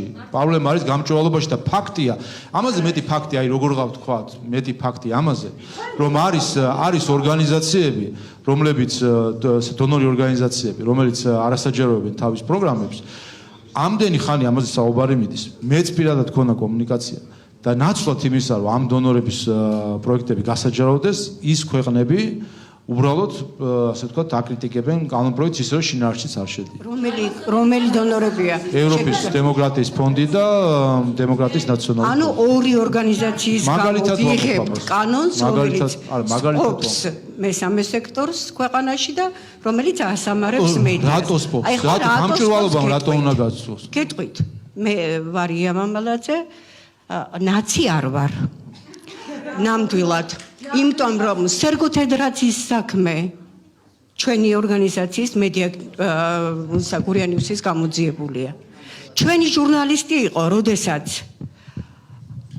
პანკისის ხეობაში ბიჭები რო ჩაცხრილეს, ქოხის ჭუჭრუტანიდან იღებდა და მთელი 3 დღე ღამეს ვათევდით ერთად ოფისში რომ არ დავერბიეთ. ჩემი ჟურნალისტი იყო, ჩემი ორგანიზაციის დარბაშიზის არაა საჭირო თქვა, რომელსაც მეძუძურდედას, იმიტომ ამოსცხეს მკერდში რომ უფრო გეტკინება უთხრეს. მე ვიყავი ერთადერთი ადამიანი და შეიძლება კიდე 2-3 მედია ორგანიზაცია, რომელმაც სამართლებრივი გზით ვცადეთ, არასდროს არ დავყრი ფარხმალს იმის და მივხვდეთ, აი ყველაფერს დავამარცხებ, რაც ცუდია. პირობას ვიძლევი და მიხარია დღეს ყველას რო გხედავთ. ყველაფერი კარგად იქნება. მე ვიყავი, რომელიც სამართლებრივად ბოლომდე მივყევი და გავიმარჯვე, მაგრამ ოცნების ხელისუფლებამ ეს გამარჯვება არ გამოიყენა და არ გამოიყენა სამართლებრივი სისხლის წარმოებისთვის, როცა ჟურნალისტებს ცემენ, მან აღიარა სასამართლომ, მიშას სასამართლომ, რომ ნამდვილად ჟურნალისტებს გვცემა, ჩემ ჟურნალისტებს ცემა. და ამისთანა უამრავი. ჩვენ ვსვამდით კითხვას, რომ არის თუ არა შერაცხადი მიშა სააკაშვილი, როცა ის ადამიანები, ვინც თქვენს გვერდით განან, თუ გნებავთ თქვენ ჩაკითხვა გიყვართ, ვიცი, და თუ კი მკითხავთ, აუცილებლად აქვე გეტყვით ვინ, რომელიც ნაციონალური მოძრაობის კამპანიას ხელმძღვანელობდა, რომელიც ერთი წუთით არ გამაწყვეტინოთ, იმიტომ რომ ჯანმრთელობაც არ მიწყობს ხელს, რომ და თან ძალიან მანერვიულობს. იცით რატომ მანერვიულებს? 2011-12 წელში მე პიროვნულად ოჯახით, თანამშრომლებით, ყველათი გადავიტანე უმძიმესი წნეხი, უმძიმესი შეურაცხყოფები იმის გამო, რომ სიმართლისთვის მებრძოლა. და აი გულშემატკივრობდი, როგორ იცით, მაგრამ არ ვარდები ხიბლში, იმიტომ რომ მე მახსოვს, როცა ემოციური კაცი იყო და თქვენზე უფრო შორს წავიდა. გამსახურდია, როდესაც გამოსცა დეკრეტი და გააუქმა დამოუკიდებელი მედიები. ცოტა ხნით, მაგრამ მაინც. ეს მე მახსოვს კარგად შევარდნაძის ბოლო პერიოდი, როდესაც მან ძალიან კარგ კანონში, საამაყო კანონში, ზოგად ადმინისტრაციულში შეიტანა ძალიან ცუდი ცვლილებები. მიშაზე მოდი აღარ ვილაპარაკოთ. და ეხლა დადგა ის ჯერი, როცა თქვენ კიდევ უფრო შორს წახვედით. თუმცა ნოუ-ჰაუ თქვენი არ არის. არ ვიცი, დარბაში აქ სპეციფიური აუდიტორია სხვათა შორის მინდა შეგახსენოთ, იმიტომ რომ ეს მედია. ამ ადამიანებს გარდა იმისა, რომ თავიანთი მოსაზრებები აქვთ და საზოგადოების, რომელიც თქვენ ძალიან ხშირად ახსენეთ, საზოგადოების წუხილებს ახმოვანებენ, ამათ გარდა კიდე ულაგიათ ძალიან ბევრი არქივები. ნებისმიერ დროს შეიძლება ამ არქივების ამოწევა. როგორ დგას თქვენს გვერდით ადამიანი, რომელიც ფონდ ქართუს წინააღმდეგ იყო და იმ საშინელ საქმეში იყო ერთ-ერთი მთავარი ფიგურანტი. როგორ იყო მთაწმინდის საარჩევნო შტაბის ხელმძღვანელი დღეს, რომ აი იცით რა მინდა, აი რაღაცნაირად, აი მინდა ძალიან გთხოვთ. მინდა გაისიგრძეგანოთ, რომ თქვენ არ ხართ ქართული ოცნების პარლამენტის თავმჯდომარე. თქვენ ხართ თეონა აკუბარდიას პარლამენტის თავმჯდომარეც, რომელიც სიტყვებით ათრიეს და საკუთარი შვილი არ წარმოიდგინეთ მის ადგილას, რომელსაც 2 შვილი და არაჩვეულებრივი ქმარი ყავს. და ერთი შენიშვნა არ მიეცით გარეწარს კამერები იწერენ გარეწარს რომელიც დასაჭერია და ანალოგიურად ძალიან ბევრი რამ თქვენ ხართ ყველას პარლამენტი თქვენ მედიის პარლამენტის ერთი რამდენი ხანია პარლამენტის თავმჯდომარე ხართ და რამდენჯერ შევხვდით გაინტერესებთ ამ სექტორში რა ხდება ეს ხო ბიზნესიცაა მედია ხომ არაა მარტო ის რომ 20 კაი თქვენ მეუბნებით რომ რა არ მოგწონს კანონში რატოა რუსულიო უამრავი არგუმენტის დასახელება შემილია რატოა რუსული იმიტომ რომ მხოლოდ რუსეთში მიემართება ის მედიას და მესამე სექტორს ეს ერთი და ახლა სხვა რაღაც კანადა და ეს არ და ზუსტად ვიცი სწორი ვარ თუ არა იმიტომაა რუსული რომ 25,000-იან ჯარიმას აწესებს როცა თქვენი საჯარო მოხელეები ამას კი რა იკითხეთ აბა ახალის რომ მიიღეთ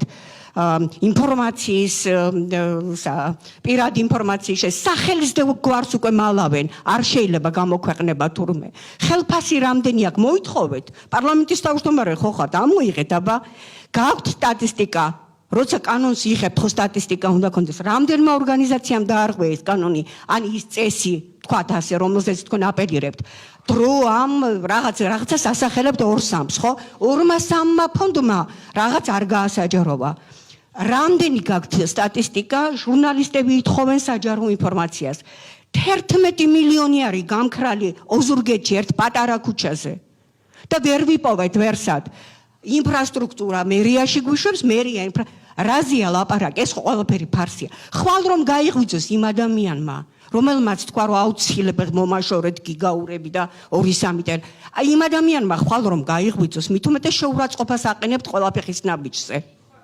აი ეხლავე ხო არა ვერ გაიგეთ მართლა ვერ გაიგეთ რომ გაიღვიძოს და რო გითხრათ რომ იც გადავიფიქრე რა სიზამთ თქვენ ყველა წუთში შეურაცხყოფას აყენებთ ადამიანს რომელმაც ორი არაჩვეულებრივი საქმე გააკეთა თავის დროზე დაასახელა მარგველაშვილი პრეზიდენტად და მერე სალომე ზურაბი ხომ კარგი არჩევანი აღმოჩნდა ვისაც ინსტიტუტების დანაწილება უფრო მნიშვნელოვნად მიაჩნია ვიდრე ხალბატონ კითხვა რომ დასვათ თუ შეიძლება ხალბატონ გისმ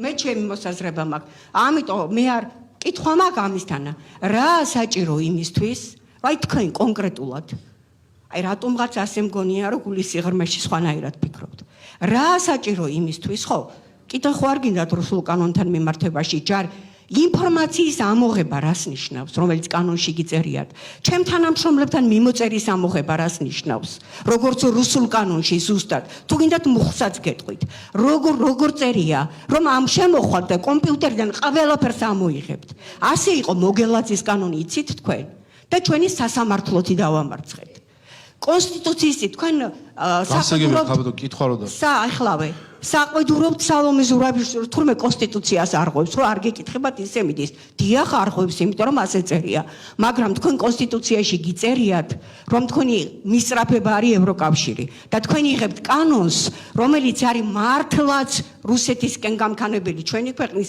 და არა ევროკავშირის დამაახლობელი ძალიან მიხარია რომ დიდი ნახტომებით მივდივარ ძალიან კარგი თქვენ იცით რა ბედნიერება მიენიჭა ხალხს როცა ჩვენ მივიღეთ კანდიდატის სტატუსი თქვენ იცით რამხელა ბედნიერი იყო ადამიანები როცა ევროპის ჩემპიონატზე გავიდნენ აი თქვენ კონკრეტულად რა არგუმენტი გჭირდებათ ნუ გარდა იმისა რაც დავასახელე გაღვიძება და ხო ყოფილა უამრავჯერ ამისთან შემთხვევა აი თქვენ კონკრეტულად რა გჭირდებათ იმისთვის გარდა იმისა რომ 2-3 ორგანიზაცია მოაქციოთ რაღაც ჩარჩოებში ბევრი რამე მაქვს კიდე სათქმელო მე სხვა დროს გეტყვით რა გჭირდებათ იმისთვის რა არგუმენტი რომ თქვენ შეიცვალოთ თქვენი შეხედულება და აი მართლაც ღირსეულად და ღირსებით შევიდეთ იქ სადაც ვაპირებთ შესვლას დიდი მადლობა ყოვლისა კიდე ერთხელ მინდა აღნიშნო ესო სამწუხაროა როდესაც ერთმანეთში აღრევა ხდება ჟურნალისტიკისა და პოლიტიკის რა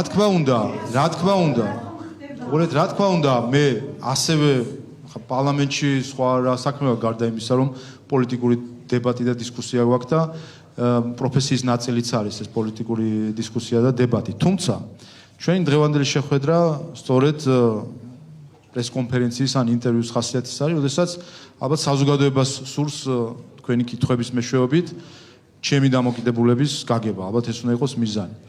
ამ დროს ტრიბუნის გამოყენება ან შესაძლებლობის გამოყენება პოლიტიკური რაღაც მოსაზრებების ჩამოსაყალიბებლად ეს ჟურნალისტური სტანდარტის გაცდენაა ჩემი აზრით. ამი რაც შეეხება საკითხებს. უყურეთ, რაც შეეხება საკითხებს. თავარი რასაც ეხება ეს კანონპროექტი, ეხება ერთ მთავარ საკითხს. დღეს საქართველოს მოსახლეობას არ აქვს ინფორმაცია თუ სად მიდის, არ აქვს სრული ინფორმაცია თუ სად მიდის უცხოური დაფინანსებები. რა თქმა უნდა, უცხოური დაფინანსებების დიდი ნაწილი მიდის კარგ საქმეზე და რა თქმა უნდა, ვხედავ ზოგიერთ შემთხვევაში, რომ ეს უცხოური დაფინანსება მიდის არაკარგ საქმეზე. ნახეთ ესენიც. რაც შეიძლება არ იყოს აკრძალული, დაშვებული აკრძალული საკითხი არა, მაგრამ მინიმუმ ვამბობ ჩვენ, რომ საზოგადოებამ, თქვენ, მე როგორც საზოგადოების წევრმა, ყველა ჩვენს გვაქვს უფლება ვიცოდეთ, რომ თუ კი შემოდის უცხოური ფული, თუ კი რომელიღაცა ორგანიზაცია შემოდის ჩვენთან, ნებისმიერი მიმართულებით ჩვენს გარშემო არსად არ არის სიმშვიდე და ჩვენს გარშემო ბევრს აქვს რაღაც ინტერესები ჩვენი ქვეყნის მიმართ. მინიმუმ ვიცოდეთ, რაში მიდის ეს ფული. აი ეს არის და ეს მთელი იდეა. აქედან შემდეგ დრამატიზება, რომ იმის გამო თუ გამჭვირვალე გახდება რაღაცა, ეს ნიშნავს დახურვას, ეს ლოგიკა არ არსებობს საერთოდ. როგორ შეიძლება გამჭვირვალობამ შეაფერხოს დაფინანსება? მაშინ გამოდის, უყურეთ, მაცადე. მე ხო გისმინეთ. აი უყურეთ, მისმინეთ, ამიტომ მისმინეთ. გაგვიშხვეთ მართლა ევროპაში შესაძლებელი კაცი. მოდით, აი ხო გისმინეთ, ამიტომ მისმინეთ. მისმინეთ ამ. როგორ შეიძლება მეტმა გამჭვირვალობამ შეზღუდოს რაიმე დაფინანსება, მაშინ გამოდის, რომ პირობა დაფინანსების იყო გაუმჭვირვალობა. ანუ მაშინ გამოდის, რომ თქვენ აღიარებთ, რომ ეს დაფინანსებები იმიტომ ხდება და პირობა არის ის, რომ ის დარჩეს გაუმჭვირვალე. და თუ ის გახდება გამჭვირვალე, ვიღაცას შეეშინდება, დაფრთხება, აღარ მოინდომებს, მაშინ რაღაც პროექტების დაფინანსებას. ეს ერთი. დიახ, რაღაც საკითხები, დიახ.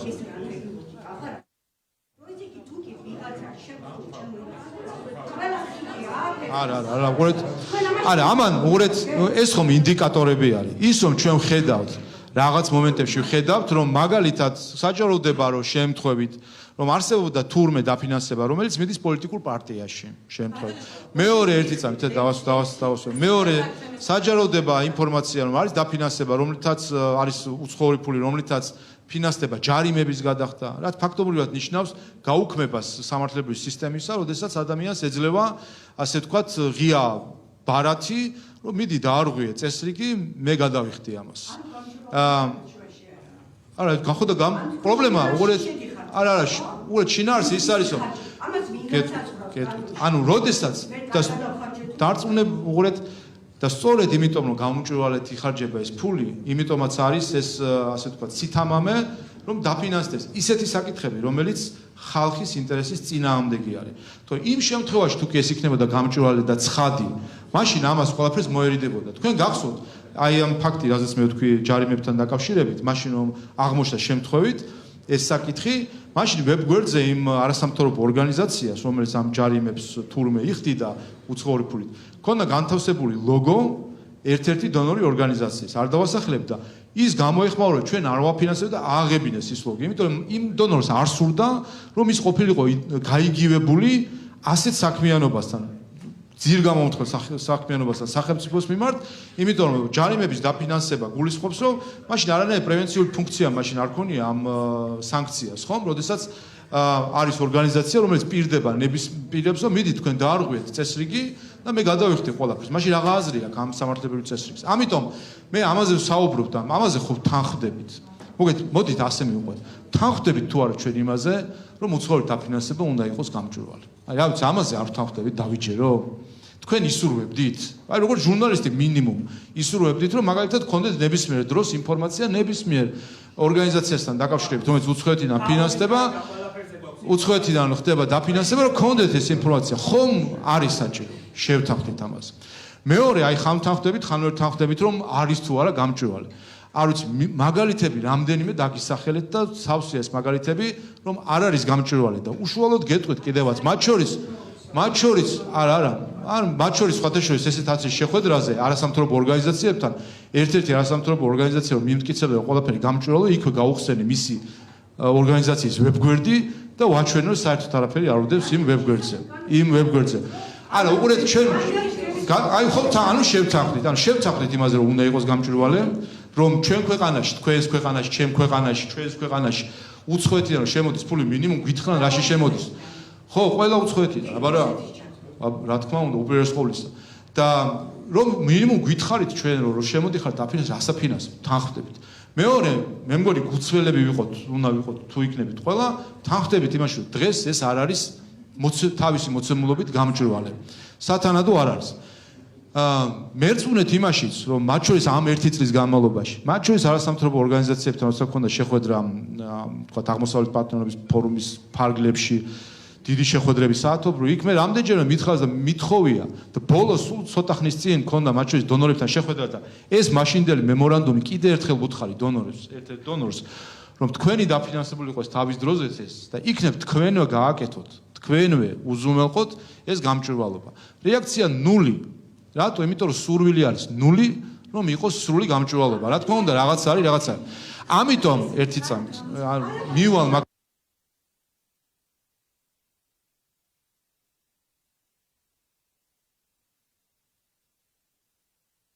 შევდნენ მიხეილ სააკაშვილის ქონდა კატეგორიულად მიუღებელია ჩვენთვის, ჩვენ როცა საუბრობთ ისინი გვეუბნები რომ კი გვესმის, ეს არ არის კარგი ხო, როდესაც ევროპარლამენტი იღებს რეზოლუცია საქართველოსთან დაქციოს ომი, ამას შეიძლება გამოიწვიოს ეკონომიკური კოლა.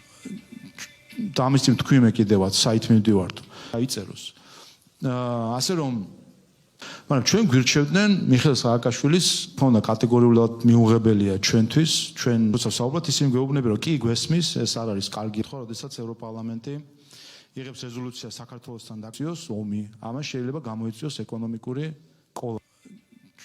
და ამის წინ თქვი მე კიდევაც საით მივდივართ. აიწეროს.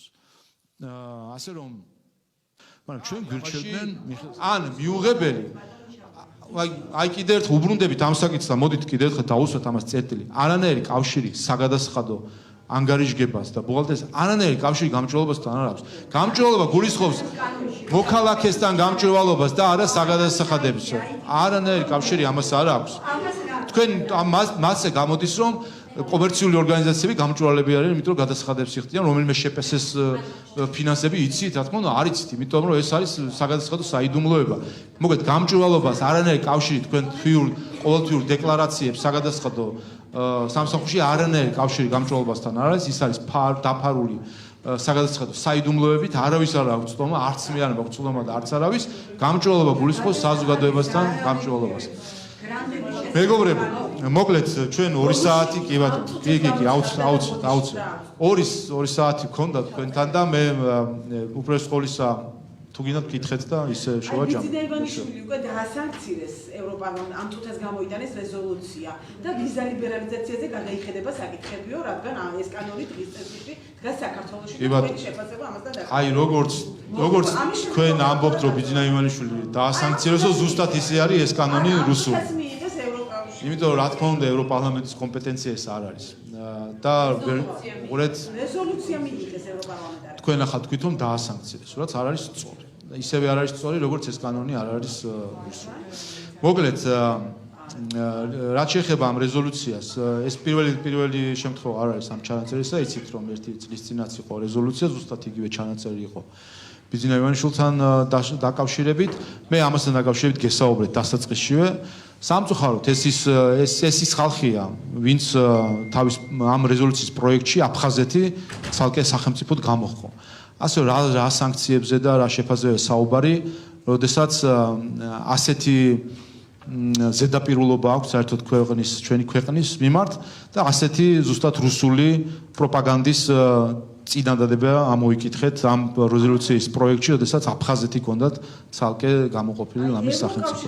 გაწევრიანების მოლაპარაკებები არ კარგით, აქვს. კარგით.